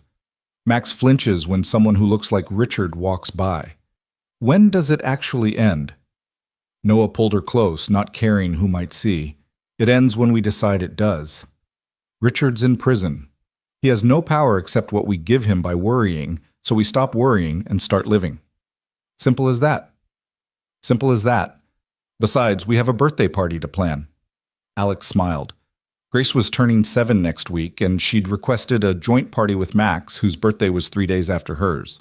The kids had been inseparable since the trial, referring to each other as brother and sister to anyone who'd listen. That evening, they all gathered for dinner at the main house, a tradition that had evolved naturally over the months. Noah had officially moved out of the guest house, though not into the main house. Instead, he'd kept his apartment as a transitional space, spending most nights at Alex's, but maintaining enough separation to move slowly, carefully, making sure the kids were adjusting well. "Can we talk about something?" Grace announced as Rosa served dessert. The adults exchanged glances. Grace's serious tone could mean anything from a philosophical question about death to a request for a pony. "Of course, sweetheart," Alex said. "Max and I have been discussing, and we think you should get married." Noah choked on his water. Alex's fork clattered to her plate. "Not right now," Max added hastily. "But like soon, before we get too old." "You're 7 and 8, Noah pointed out. "Exactly. We're not getting any younger," Grace said solemnly. "And if you wait too long, we'll be teenagers and too embarrassed to be in the wedding." "You've really thought this through," Alex said, her voice admirably steady. "We made a presentation," Max said, pulling out a tablet. "Want to see?" What followed was a surprisingly sophisticated PowerPoint presentation, complete with graphs showing happiness levels, Since Noah and Alex met a cost-benefit analysis of marriage versus dating and testimonials from Rosa and Eleanor about why they should just get on with it already. "You got my mother involved in this," Alex asked. "Grandma Eleanor said you need a push sometimes," Grace explained, and Rosa said Mr. Noah is too respectful to propose without being sure you're ready. Noah and Alex looked at each other, both trying not to laugh. Their 8- and 7-year-old children had created a marriage proposal presentation with charts and graphs. "What do you think?" Alex asked him. "The data is pretty compelling." "The happiness metrics are impressive," Noah agreed, "but I noticed there's no timeline specified." "We figured 6 months," Max said. "That way we can have a summer wedding. I don't look good in winter colors." That broke the tension, everyone laughing, as Max seriously explained his concerns about burgundy bow ties clashing with his complexion. But later, after the kids were in bed, Noah and Alex sat on the patio considering their children's presentation. "They're not wrong," Alex said quietly. "The happiness levels have increased significantly." "Is that how we're making decisions now? Based on PowerPoint presentations by elementary schoolers?" "We could do worse. They included animations and everything." Noah laughed, then grew serious. "Alex, I don't want to rush you. We've been through so much." "Noah," she turned to face him fully. "Do you know what I realized during that presentation? We're already a family. We have been for months. The kids know it. Rosa knows it. My mother's been planning the wedding since you got shot. We're the only ones pretending we're still figuring it out." "So what are you saying?" "I'm saying maybe our kids are smarter than we are." She stood, then shocked him by dropping to one knee. "Noah Reed, you saved my daughter, rebuilt my company, and showed me that love after betrayal is possible. Will you marry me?" Noah stared at her, this brilliant, beautiful woman who'd just turned tradition on its head. "You're proposing to me. Someone has to.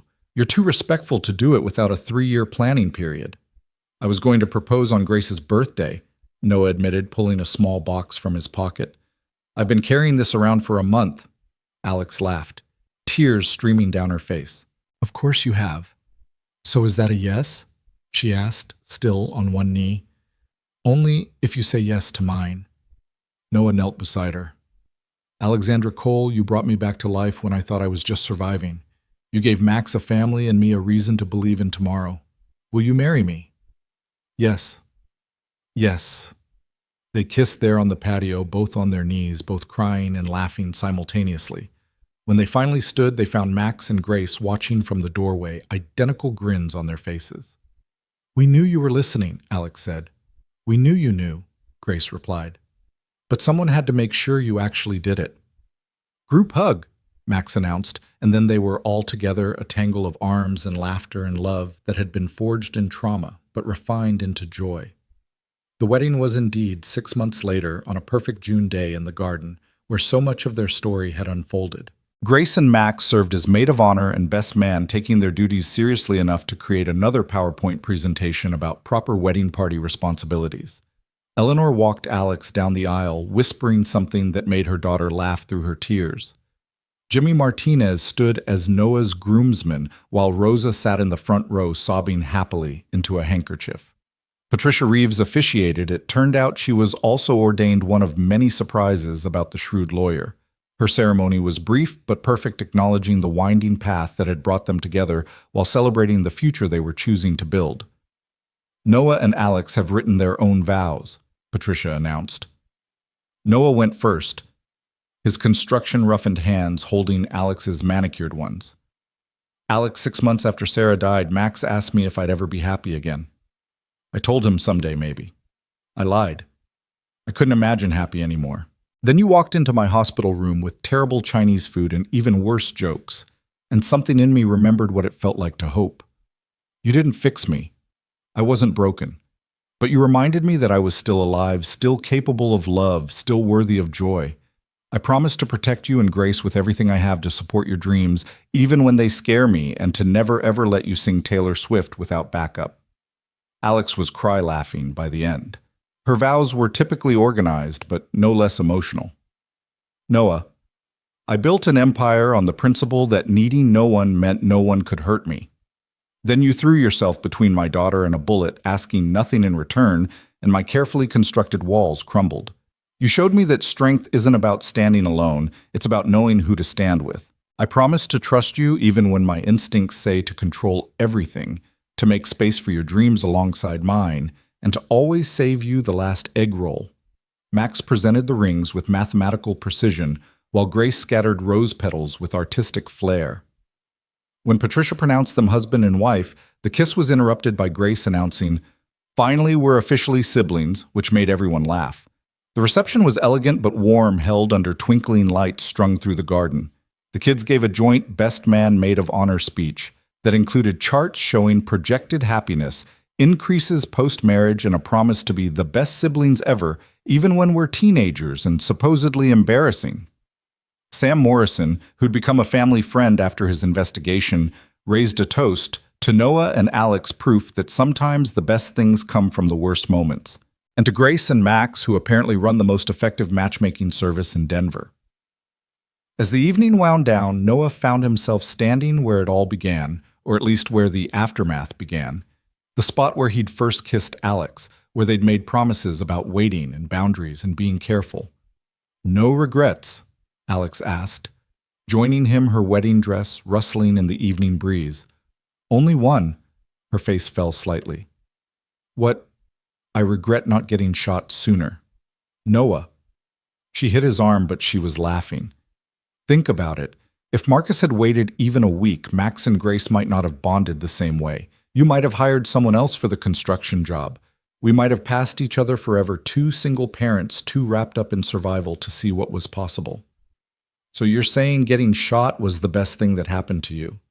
"No, getting shot was terrible. The recovery was awful. The trial was a nightmare."